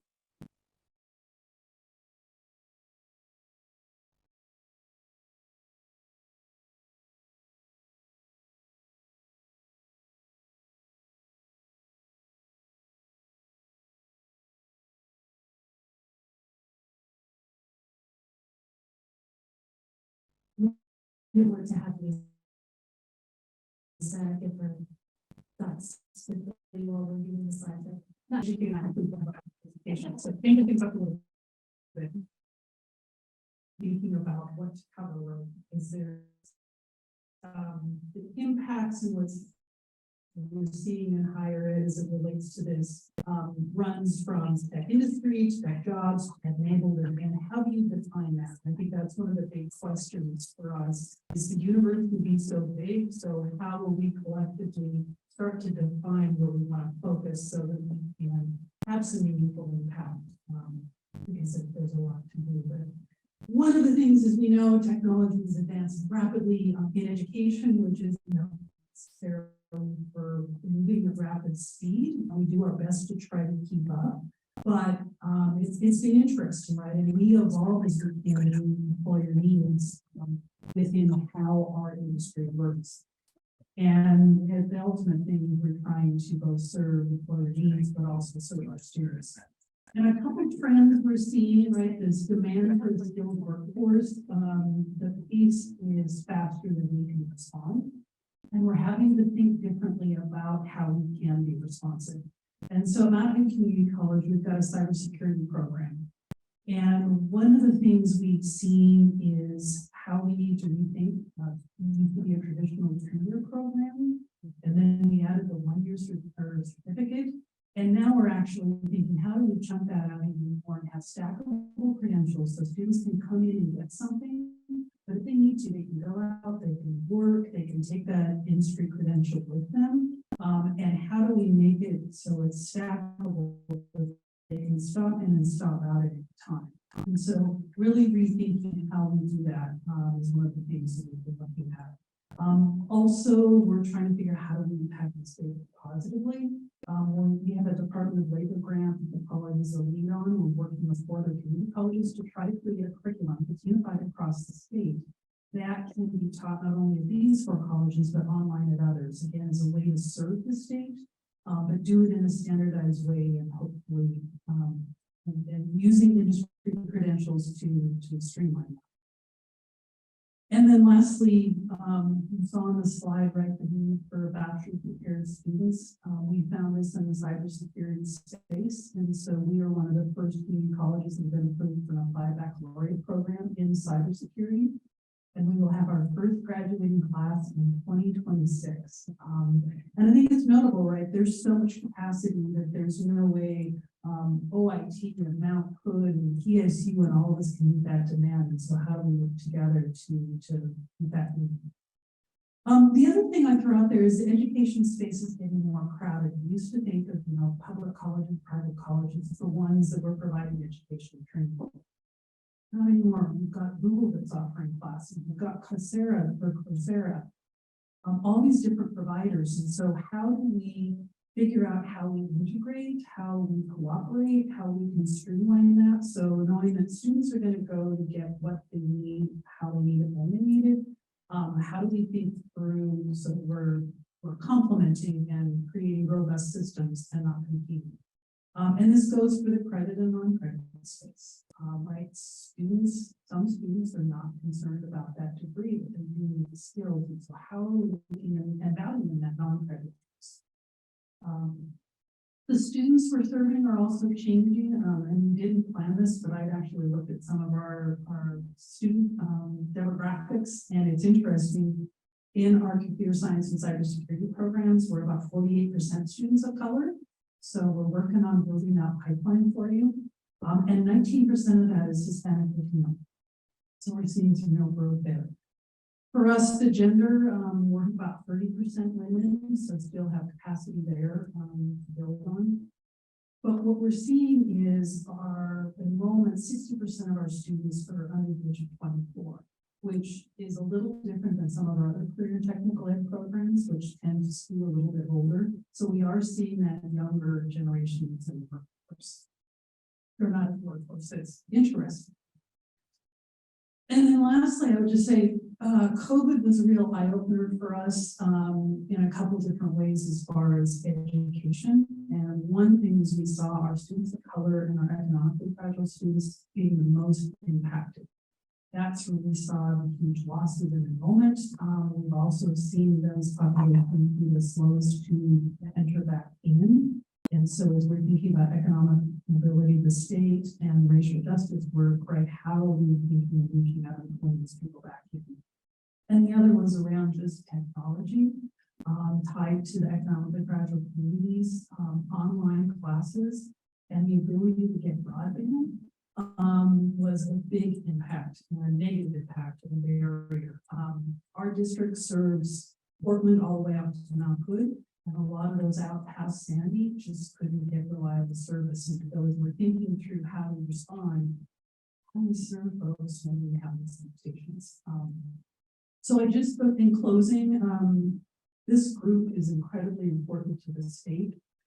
There was a study done last year by the public universities and community colleges around kind of the landscape. And one of the recommendations that came out of that work was looking at economic development and developing cohesive and integrated systems. And I see this work as being highly informative to our work in higher education, how we move forward and move in. So with that, I have lots of other thoughts, but I will turn it over today. Thank you, Dr. Lisa, and apologies for the important. We will have the slides up. So I want to give you a brief introduction to AI, the technology itself. I'm sure many of you are aware of the enormous inflection point that we've seen over the past few months. Next slide, please. So just as a brief introduction, AI is generally considered to be a large set of algorithms that can sense and act with human-like intelligence. And there are two major components of AI that we like to think of: machine learning and deep learning. Machine learning has been around for a really long time, and we can think of these as algorithms that learn from past data to predict future data, more like linear regression systems, etc. But there's a new field of AI called deep learning that's been making waves over the past decade or so. And these are able to mimic the way our brain operates.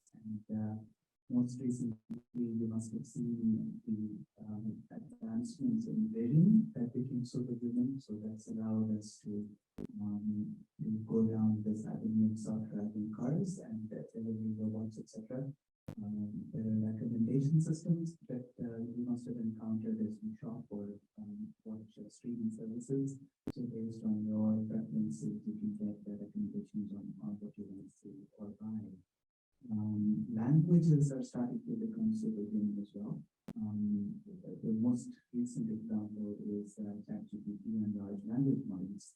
And that's a whole new field of generative AI that's just exploded over the past few months. In fact, I think there are about 600 plus startups since November of last year. And who knows, we might be headed towards AGI, so just put that down as a question mark. There are a couple of things that have led to this advancement. You know, one of the key questions when you look at the slide is what's really going on since the past 50 years it's been around, but what's changed now? Two things have changed. I think it's the availability of massive amounts of data. There are people who've been walking around with phones since the mobile revolution. That's led to growth, immense growth in data and the ability to store it. And next slide is the rise of accelerated computing. So what's really going on is that we've had rapid advancements in computing technology, particularly towards accelerated computing. That's for which the slope has been much higher than Moore's law. So we're able to double in performance the computing capability, and that's attributed to a combination of hardware and software. Not just manufacturing chips, but the ability to tune the software to the available accelerators, and that's what is massive advancement. So we have lots of data, we have the ability to compute on that data, and that's led to this rise. That's the introduction, and given the explosion in AI, moving on to the next slide, I just wanted to highlight all the sectors that I could think of, and this is not new. I've been talking about this for a few years now. In fact, I had the opportunity to co-chair an AI task force for the state of Oregon a few years ago with the president of BCC, Dr. Nick. And I was pointing out at that time that all of these economic sectors are going to get impacted by AI.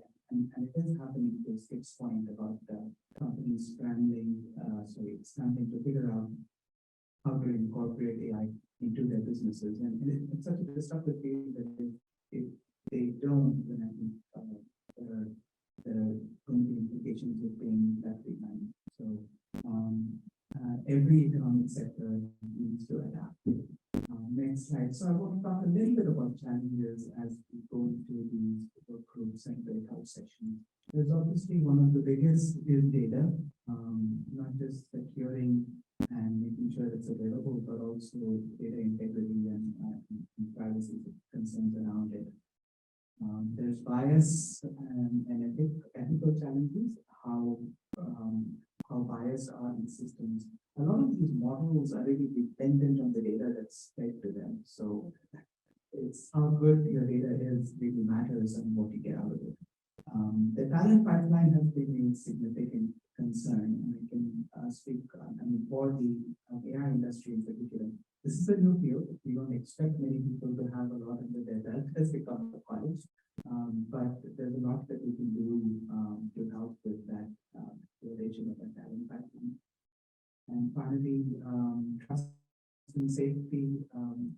You can't really trust these models to produce the right data all the time. Accountable for the results of these models. Next slide, please. The one thought and just suggestions on where we just look at the talent pipeline and the skills gap, what should we be focusing on? There's obviously data engineers. We need good data analysts, the ability to be able to visualize that data and figure out what to do with it. There's all the reinforcement learning with human feedback to make sure that the models that we train are actually producing accurate information. I'm stressing on the ongoing aspect of the cross-disciplinary curriculum development.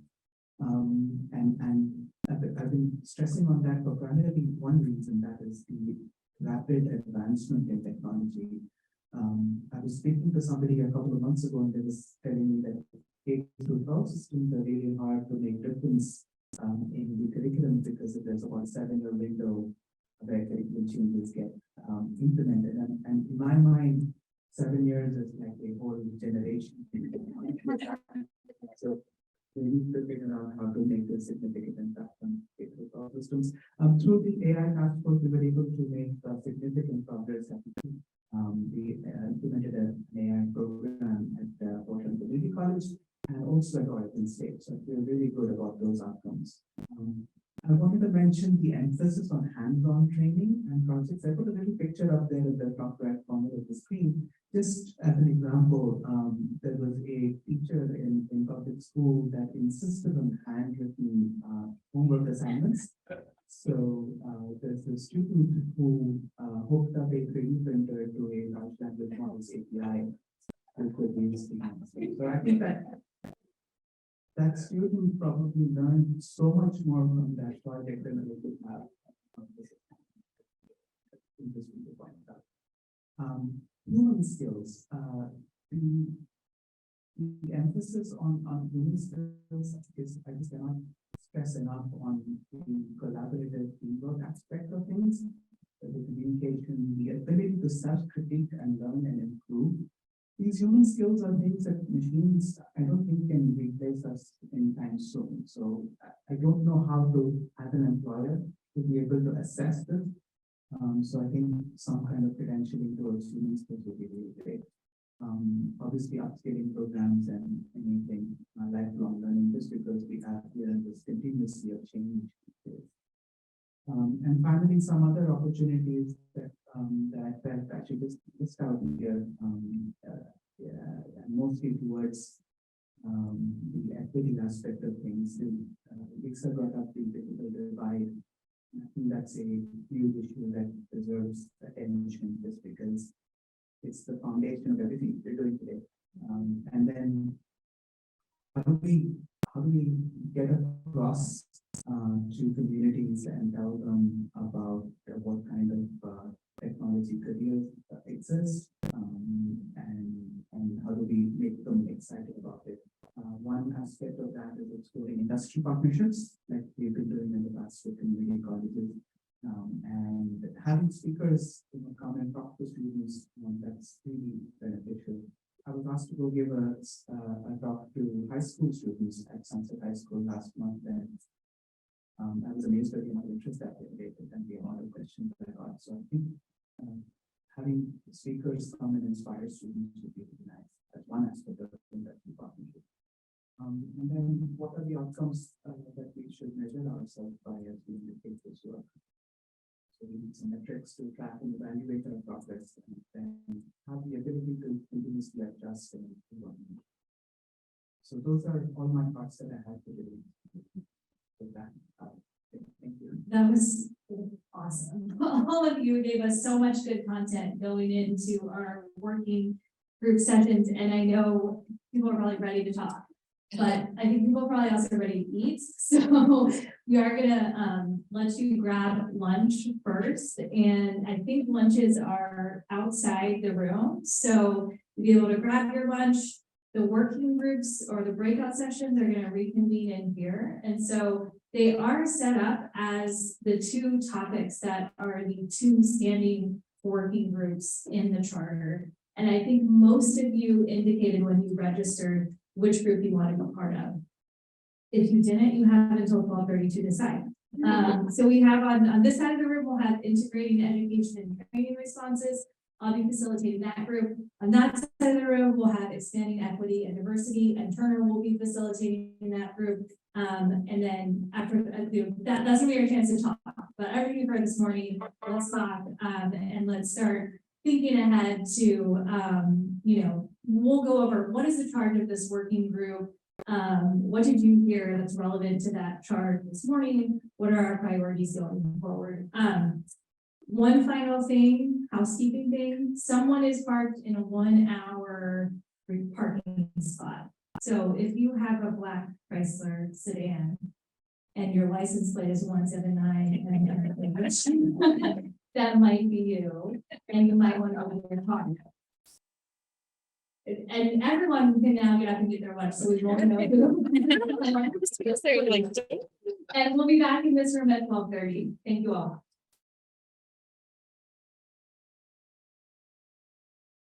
Board out to go first. Okay, I think that's all. All right. Question, what stood out? What did you hear? People remarked that the data matched pretty much what it feels like, that we need a deeper pipeline. One of the things that people were excited about was to hear Lisa talk about stackable credentials, and this is something I'll mention again later. Because of the younger people that have been left out with the having a degree, how are they going to get the training if they just enter the workforce? We reflected that human skills are super important, and it's difficult to gauge when you're hiring. And the tech changes so quickly that it demands a learning agility and a self-critique that Venkat had mentioned. In terms of what surprised us, remaining questions, what got confirmed. One of the questions we had was how do these representations in healthcare? One of the questions we had is how do you stay in tech long term, and what is needed to keep people in? So rather the retention problem rather than the recruitment problem. And we noticed that the barriers to engagement were highlighted in the presentations, and so that's one thing we talked about further, is how to understand the barriers. We're also interested in knowing what other states have done in initiatives along these lines. One comment that was made is the employment data where the payroll is generated as opposed to where the people really are. So we thought having data on that comparison would be interesting. And then in terms of what does this mean for our work, we postulated there's an entirely additional set of challenges for rural communities, and we'd like to know more about that. We'd like to know where the gaps and opportunities actually are. Let's see.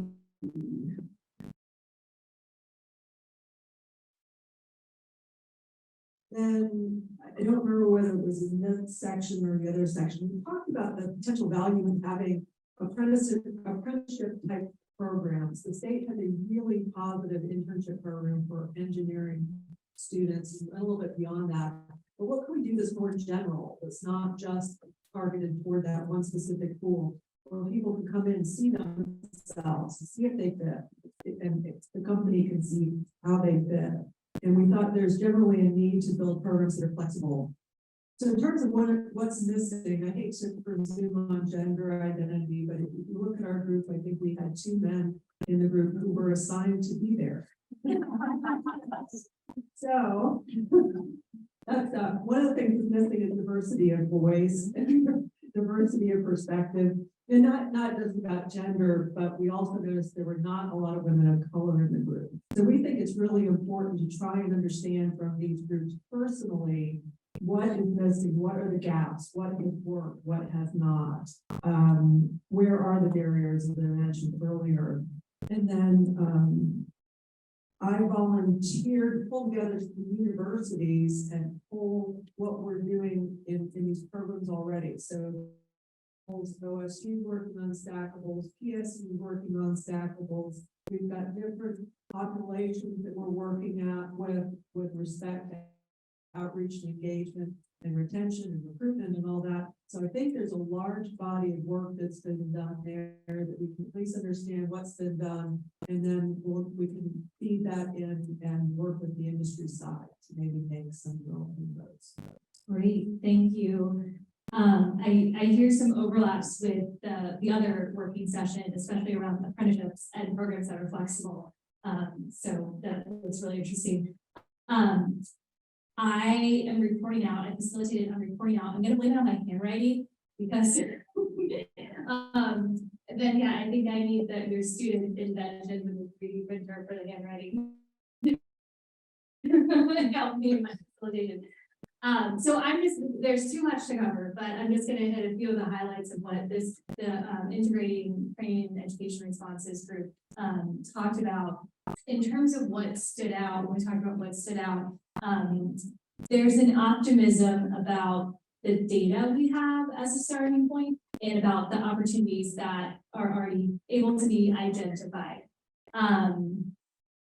There was some big thinking about missing perspective, and especially thinking about, we're focused on Oregon, but where does the US fit globally with this transition to remote work and more tech-enabled jobs, and thinking bigger about the whole country and where it sits, and having that perspective. There's generally agreement that scale and especially speed is needed. When we talk about what questions, there were still, you're gonna hurt to read my handwriting. I thought one really good set of questions, was around, data, getting data on how many employees are moving from out of state for jobs versus being filled by people who already live in Oregon. How many people are living in Oregon and working remotely for companies outside of the state, and what are some of the dynamics we should be thinking about kind of in terms of those categories. And I think related to that also, how many jobs in tech are gig jobs, and think about that gig job category as well, which may not have been captured, fully in the data today. Also, good questions, I think, to keep track of data about broadband access, and also thinking about who's missing the, broadband providers. When we got into talking about what does this mean for our work, I think this group is thinking in terms of one, prioritization. So, there's a lot of things we could do. Where can we make the biggest difference? Then kind of balancing early wins. What can we do right away? With also looking ahead and what do we need to do now to be prepared for 10 years from now, and balancing both of those perspectives. And then, looking for models at the local level and things to scale. I think those are kind of principles for how to do the work. In terms of what to do, the themes that really came out were we need to shorten the training timeline. We need to shorten the amount of time it takes to conceive, develop, approve training programs. We need, IT apprenticeships. We need more stackable credentials. So that's kind of one category. What can we do to shorten the training timeline?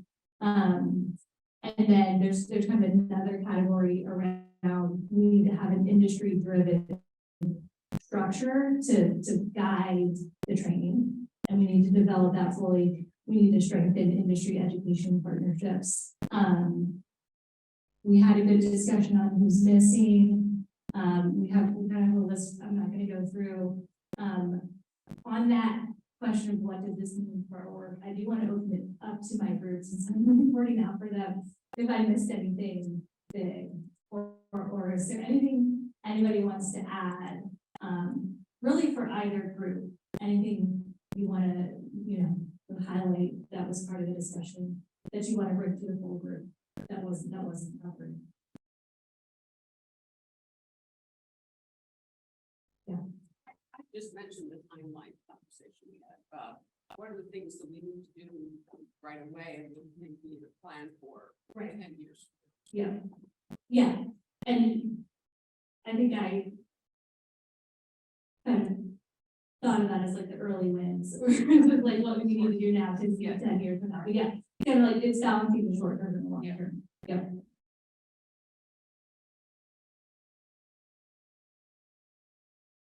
Great. Well, so that's what each group discussed. I think there was a lot in each group. There's again kind of going back to what we discussed in our group. There's a lot that we can do. What will make the biggest difference? And what's kind of first on our to-do list? And I would love to ask Skip, Lisa, and then Kat, maybe to give your thoughts on that. Thinking about prioritization and everything we've heard today. What do you think for this group is? What are the biggest opportunities? What can we get to work on right away? I think one of the challenges of having a meeting like this is you can have a lot of excitement, really good discussions, and you cover so much that it's really hard to then kind of move into your next meeting in a productive way. So we'd love to hear your thoughts on what we can tackle as a group. Yeah, this is good. Just one area that I think could be interesting is since the announcement of the launch of Future Ready just in the last year, there been several efforts on the part of industry to coalesce around their particular needs, especially as it relates to tech careers and tech occupations, especially for folks who are just entering into technology related occupations. And so I think given the goals of Future Ready, the focus on folks who've been underrepresented in tech careers historically, there's a natural opportunity, I think, to look at what are those sort of, and again, I keep referring to them as almost like tech adjacent type of skills that are easy on ramps or careers that are easy on ramps where you can get some quick, easy wins in terms of certifications. I think they lend themselves to sort of almost like an apprenticeship light type of model where it's more applied learning. And just by way of example, even more sort of software-oriented R&D engineering companies we've worked with in the past have often hired folks into customer service, customer success, revenue operations type of roles where they understand the customer and can be given a number of technical certifications along the way. And from there, they can go in a number of different directions, sales jobs, continuing customer success, going into more engineering or product roles. And there are a couple of companies in the Portland area that their chief product officers, in fact, started their careers in customer service and customer success. And so they saw a nice sort of opportunity there. But there's more of those now than there were even pre-pandemic, and a lot of great training programs that could provide certifications and the like. So that's just one area that I think would be interesting, especially if this is going to be industry-led, where there's a lot of industry interest from larger established companies that have the infrastructure to provide those career pathways and support needed for folks who are new to tech careers. So I think for me, the big question out there is how are we defining the scope of our work? And is it tech industry and how far are we going? And I think the unfortunate thing is you're going to have trade-offs. The broader we go, potentially the more impact we'll have, but it's going to be a whole lot harder to get comparable data, to find models that easily translate. And so on the other hand, if we narrow it a bit, we might find it go a little bit deeper in our work and come up with. I also think as this relates to one of the things around the funding, trying to provide useful information to inform investment decisions may be easier on a narrower scope than a broader. But again, that's something this group will need to think through and figure out. I'd actually like to maybe open it up for responses to that, perhaps, and then we'll go to then Pat. But I'm curious if people have reactions or thoughts on that scope. I mean, I think we're going into this, the initial scope is very broad because it's tech and tech enabled or tech adjacent. And it's not a decision that I think the group needs to make today, but I would love to just make some space if people have reactions to that question. Yeah. I think we brought up scope in our little group as well. Oh, sorry. This is Melissa. We brought up scope in our group as well. And I think, we can argue about scope forever. I think what would be most valuable is if we prioritized our scope. What is the most important things to be most focused on? Because there's a lot that can be done, and the problem is large.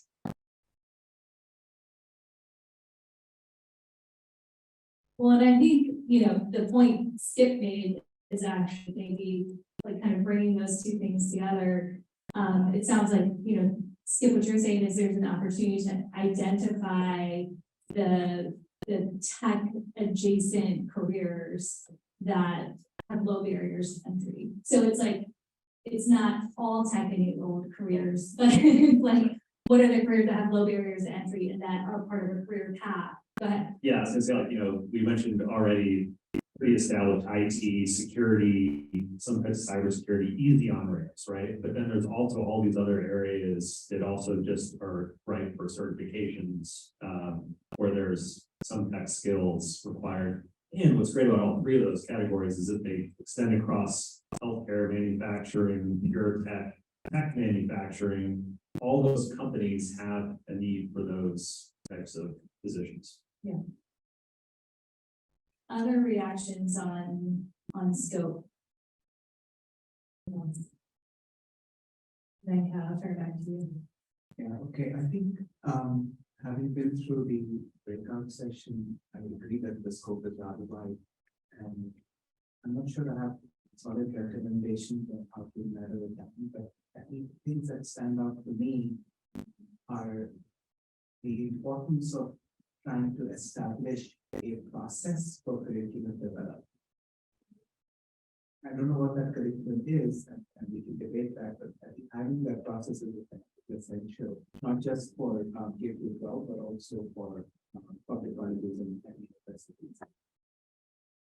Second thing, the thing that's always resonated with me was how do employers assess human skills? How can we enable them to assess human skills? And the example that I was giving in the breakout session was in a technical interview. It's really hard to know that this person actually got the human skills that's going to work out. That was incredibly important. And to the other discussion that Skip pointed out, the third priority would be to understand what the barriers are for priority population, and how do we remove them. And to that end, I think it would be wonderful to see some data about the broadband availability across the state and what we could do to enable that to happen. That's quite foundational for everything that we're talking about here.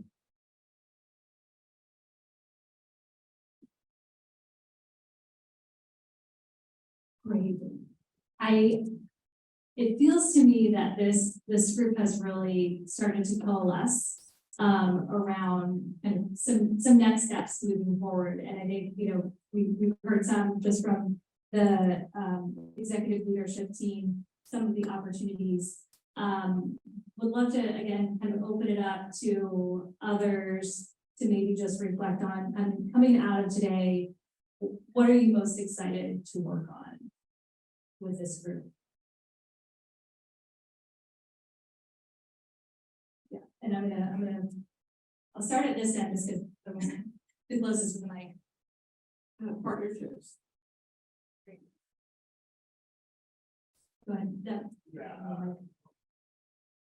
I think sort of similar to Venkat's point about thinking about how we develop curriculum in a more coordinated way. It's like, how do we keep industry at the table in a way that works for them and also cuts down on some of the work?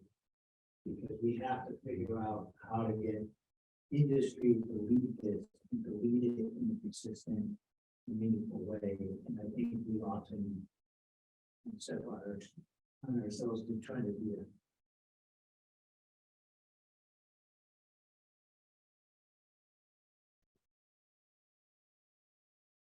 And I may ask you, if everybody else is jumping in, Susan, to just talk a little bit more about what you mean by partnerships. I mean, I love all the conversations that, just to go back to the comment that Venkat was making about the curriculum. We have to have partnerships if we're going to address that issue. We have to have partnerships with people, we have to have partnerships, with state government. I don't think any of the things that we wanted to people in our group, or that I heard in the other group, can really be done by the private sector. So how can we use this process to facilitate collaboration, to sort of break down some of the impediments to people working across sectors? I think that's what we're looking at. Yeah, I would say I'm looking forward to how we can collectively work on the competence gap issues. And those exist at all. The competence gap issues exist at all different levels. They exist at the governmental level about what are the careers or the training that we should be investing in. It goes down to the individual citizen level. especially in underserved communities, they don't see themselves in a tech job.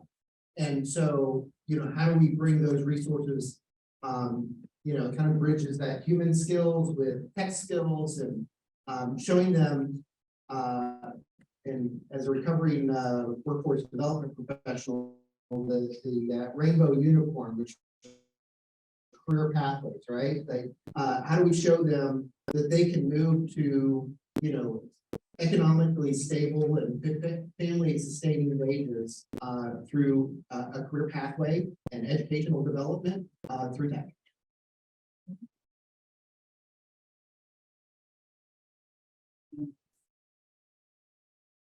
I know we can all hear each other without the microphones, but for anybody who's on Zoom, they can't hear us without the microphone, so thanks. I think in addition to this, all of the gaps that exist and the opportunities that exist, speaking a little bit about the broadband access for folks, that's great. The machines that need to access the broadband can be a barrier to entry for folks as well. So thinking about that in terms of it's not necessarily crazy expensive to get proper speed Wi-Fi in certain areas, but it can be pretty cost prohibitive to get a machine that actually that can help you facilitate the education you can get in computer science or development.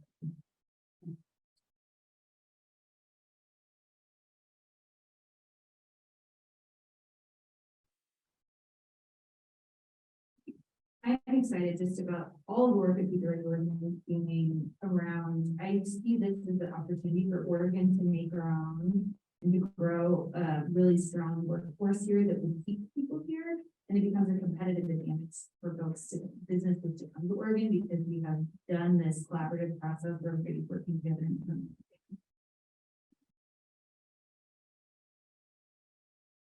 That's great. I love that. Our group talked a little bit about, like, who's our audience, and is it people in Oregon or people coming to Oregon, and like it's both. Like it's where our group landed. I think I would echo what they call the partnership, because the hallmark of an apprenticeship is you're learning on the job, with your hands on, and you get to look at what rolled into the shop, and that's very difficult to stimulate in a lot of environments, and so that we can't have apprenticeship without places for the people to go work and go to work on a daily basis.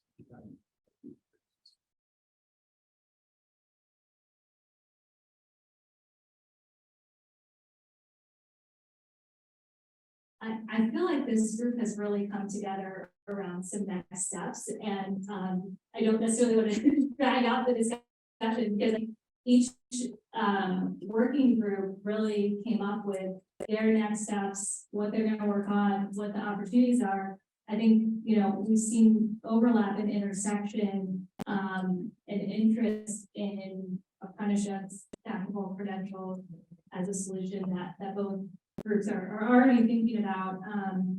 And, there's good clarity around some next steps. So Jennifer, I don't want to drag this out. I think we started 10 minutes late. We might actually end a little bit early. Would everybody be okay with that? Or do you want to keep going? I think we can probably move to Chair Cross, and then we have some, wrap up remarks about what's next. So happy to turn it over to our Higher Education Coordinating Commission Chair, Chair Cross, for some thoughts. Well, thank you. Just by way of a little more introduction of myself, I'm a citizen of the Seneca Nation of Indians. I've been in Oregon about 40 years plus. I'm the founder and senior advisor of the National Indian Child Welfare Association, and I've been on that for 8 years. The last 2 years served as the chair of the head. So I get to do things like this. It's fun. Because I want to be here to reinforce the urgency of the tasks before you.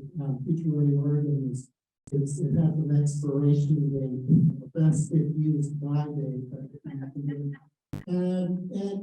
But how exciting is it that you have the opportunity to create this statewide workforce and talent development strategy or set of strategies. Strategies that are designed to help engage and advance a diverse workforce. The HEC has the I think privilege of convening this group of employers and industry leaders, education, training providers, labor organization, community partners, and it's backed up by resources that can really make a difference. So please take advantage of that. And I want to thank each and every one of you for coming here to be part of this conversation, taking the time to do that. I also want to recognize the work of the HEC staff. It's an amazing group of people, so you're privileged to have this support of Jennifer and her whole team and Ben. And so I couldn't think of better hands for you to be able to accomplish what's been put before you. And thanks to our facilitators today, an easy task to bring this good. Now, I want to share some thoughts about what I've heard. I tried to be an observer and to watch what's going on and to reflect on some of those things that I've heard. And it may be a bit of a scattered set of observations, but hang with me for a moment. So one of the questions I think that comes out of the discussion today has to do with this idea of prioritizing, and it is about, do you continue to do more of the same things? If you've got resources, do you just try to do what you've been doing better, or is it a direction to innovate? Is there a way to innovate strategically? There's all kinds of issues that were identified, things like workplace learning and the changing of the paradigm of how we think about the pathways through the higher education system, how it connects with tech industry. I didn't hear much at all about the needs, youth with challenges and resources, the Oregon 9 federally recognized tribes. It's pretty disappointing lack of data about the American population in Oregon. And there's some opportunities, and I know that every one of our institutions has a business sector, in society. And I think you wouldn't be surprised if the data, if it was available, would tell us that there's more Native people in the field of in tech than their representation in society. We are Trekkies, we are techies,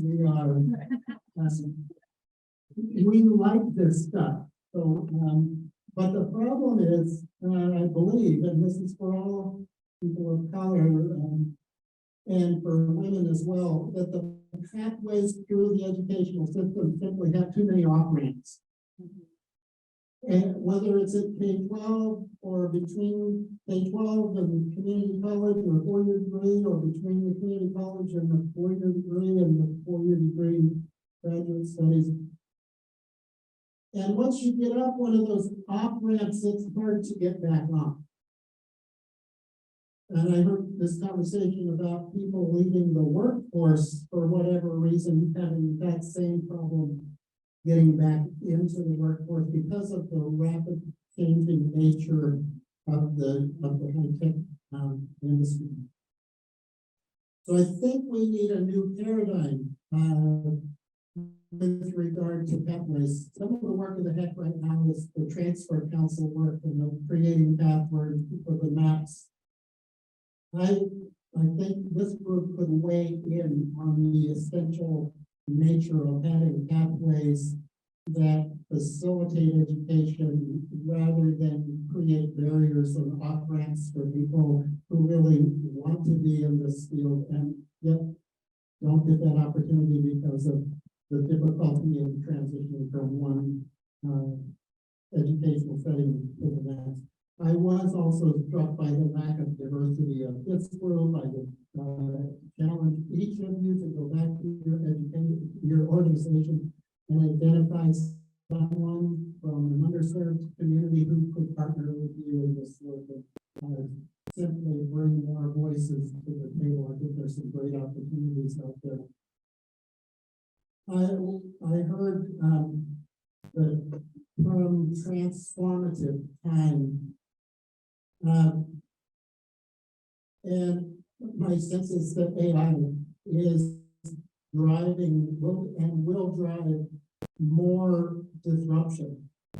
And I think one of the questions is, do you use the disruptive nature to facilitate the transformation, or do you risk collapsing under it?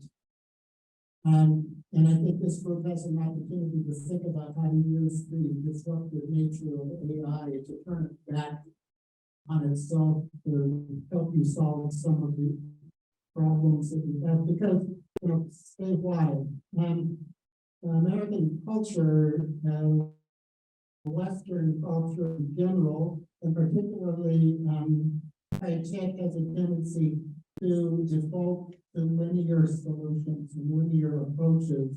And right now you have, you're at risk of trying to solve a relational problem with a linear approach. And what I mean by linear is, given this, if we do this, this will happen. Well, your problem is at least as complex as the weather. And weather prediction doesn't happen with a linear set of algorithms. So you have to have complex modeling to make that happen. You guys know how to do that.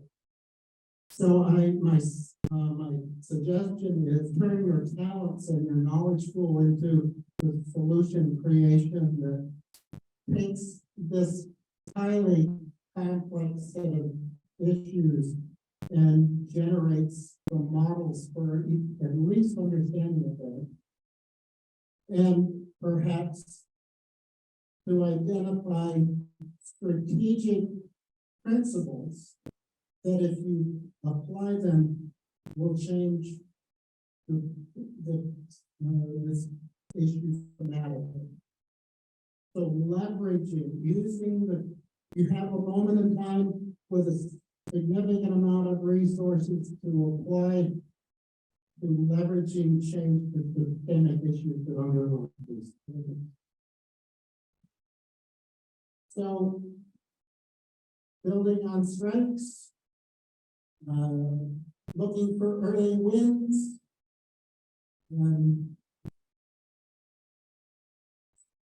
paying attention to the relationship between workforce supply and your industry need, creating those pathways that I talked about with stackable credentials. These are all wonderful opportunities. So I'm really pleased to be able to sit here and listen, and just be with a talented group of people who are up to this challenge. So thank you for inviting me. Thank you so much. Thank you so much. And I love that one of the questions you said kind of towards the beginning of your list, which great list of insights and I think questions for this group to help as they move into the next step. But you know, are you going to do more of the same, or are you going to innovate? I think after spending the day with this group, I'm excited because I think this is going to be a group that innovates. And I also think it's going to be a group that can think of those nonlinear ways that you talked about. And so, you know, I just to close us out, I'm going to kind of talk a little bit about what we got done today, and then what are our next steps going forward. And I think, you know, when I look back at what were our objectives for the day at the beginning of the agenda, to, you know, and I hope that we've accomplished all of this. I think we have to first to collectively understand our charge and our responsibility. They're listed at the top, I'm not going to read word for word, to formally launch 2 working groups to identify information and initial needs for each working group to position themselves in their work for success in the immediate and long term. I think we got all of that done and we did a lot. So congratulations. Thank you all for just your very, collaborative approach to the day, your willingness to share your insights, your thoughts, and to really fully engage with this meeting. I think I personally am impressed with where each working group, what you accomplished and what you have thought of in terms of tangible next steps that you can work on. I think that's where a lot of times these efforts can kind of fall flat, is having a laundry list of ideas, but not really being able to coalesce around a few innovative ideas that can really move the needle. And I think we're making progress on those. So that's exciting. You also have identified a lot of information that you need and people who are missing. And the great news is that you have a team who's going to help start to pull that information together for you and bring, some of that to your next meeting, but definitely to your next meetings. And Turner and Jennifer are really going to be the point people for staffing the working groups going forward. Jennifer being kind of the point person for her whole team of staff. So I did want to turn it back to Turner for a minute, just to talk about the very practical next steps and what will be involved, what the timeline is. We can tag team. But thank you, and it'll be a pleasure getting to know half of you really well in our small group. I know for the rest of you, we'll be looking to schedule our next meeting of this full group the second week of August. The week of the 7th, I think. And in working groups, convening in between. So I will be part of that effort to schedule you all, and I look forward to seeing you in a month. And those working group meetings will happen virtually out to you all in the groups that you convened in today, as well as starting to think about the who's missing. So I think each of the groups have an opportunity to identify some folks who were missing, and we'll build on that and work with the executive team to think about where we might be missing some folks. There are some folks who indicated that they want to participate, but were unable to attend today. They're included in the membership list that is in your packet. But as Turner mentioned, we have identified tentatively August 7, 8, or 9 as our next full meeting of the consortium, and we're hoping to connect with the working groups between now and then.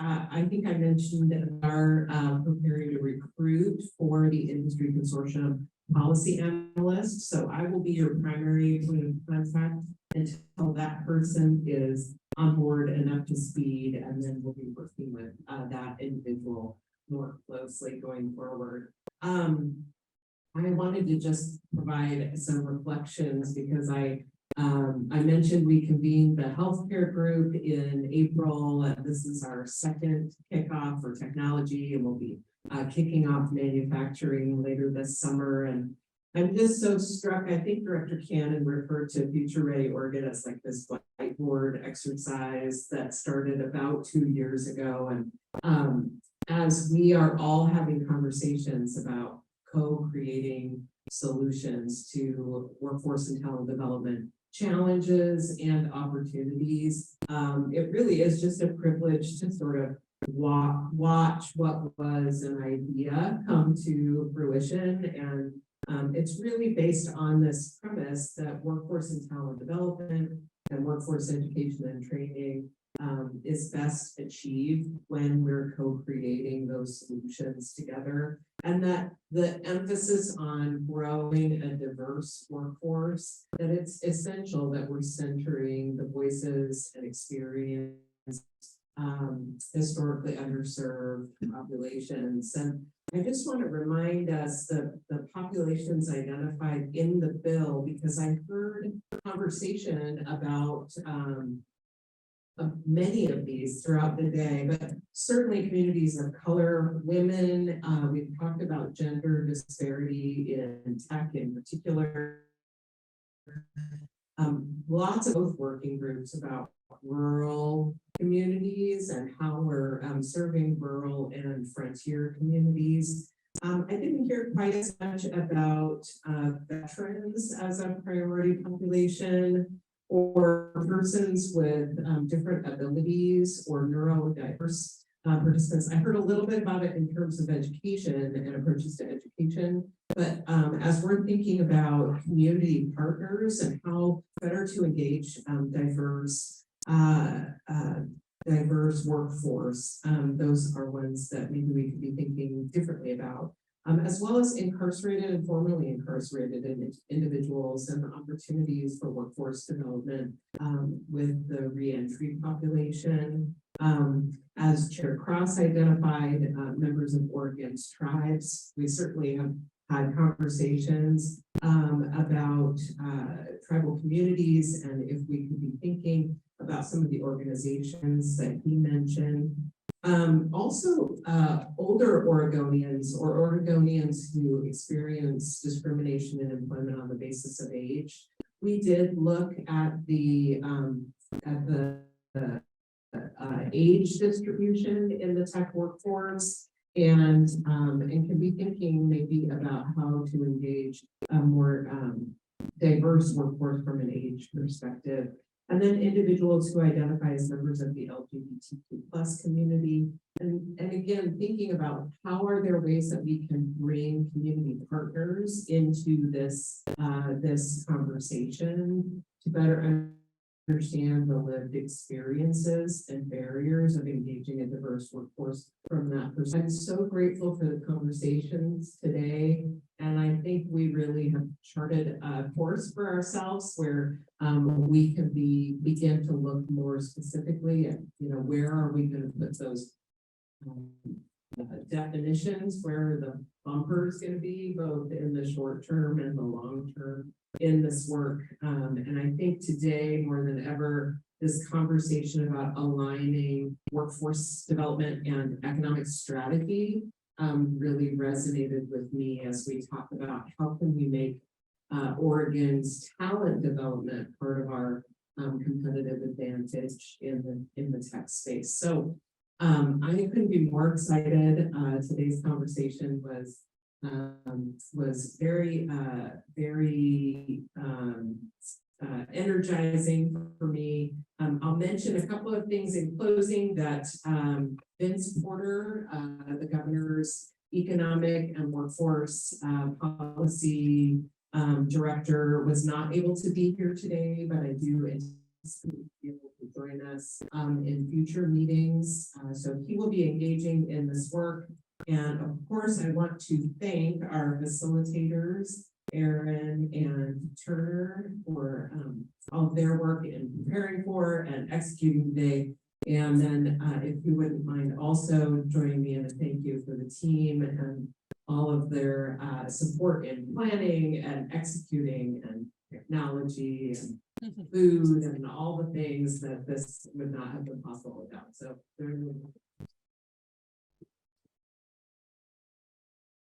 and thank you again to all of you for contributing your time to this effort. Dr. Nagy? Michael addressed it before, are we going to get copies of these bullet points in the raw? Are we going to get copies of these bullet points even in the raw form? Yes, absolutely. In follow up today to today's meeting, we will be preparing a full set of meeting minutes as well as summary notes from the breakout groups. And we'll make sure that you have those in advance of our next meeting, both as a full group, but we'll make sure and share the breakout group notes before the working groups meet again. Any other questions as we wrap up? I'll give you a couple of minutes back in your day. Erin, anything else that we've missed? No, we're great. Thank you. All right. Thank you so much, everyone.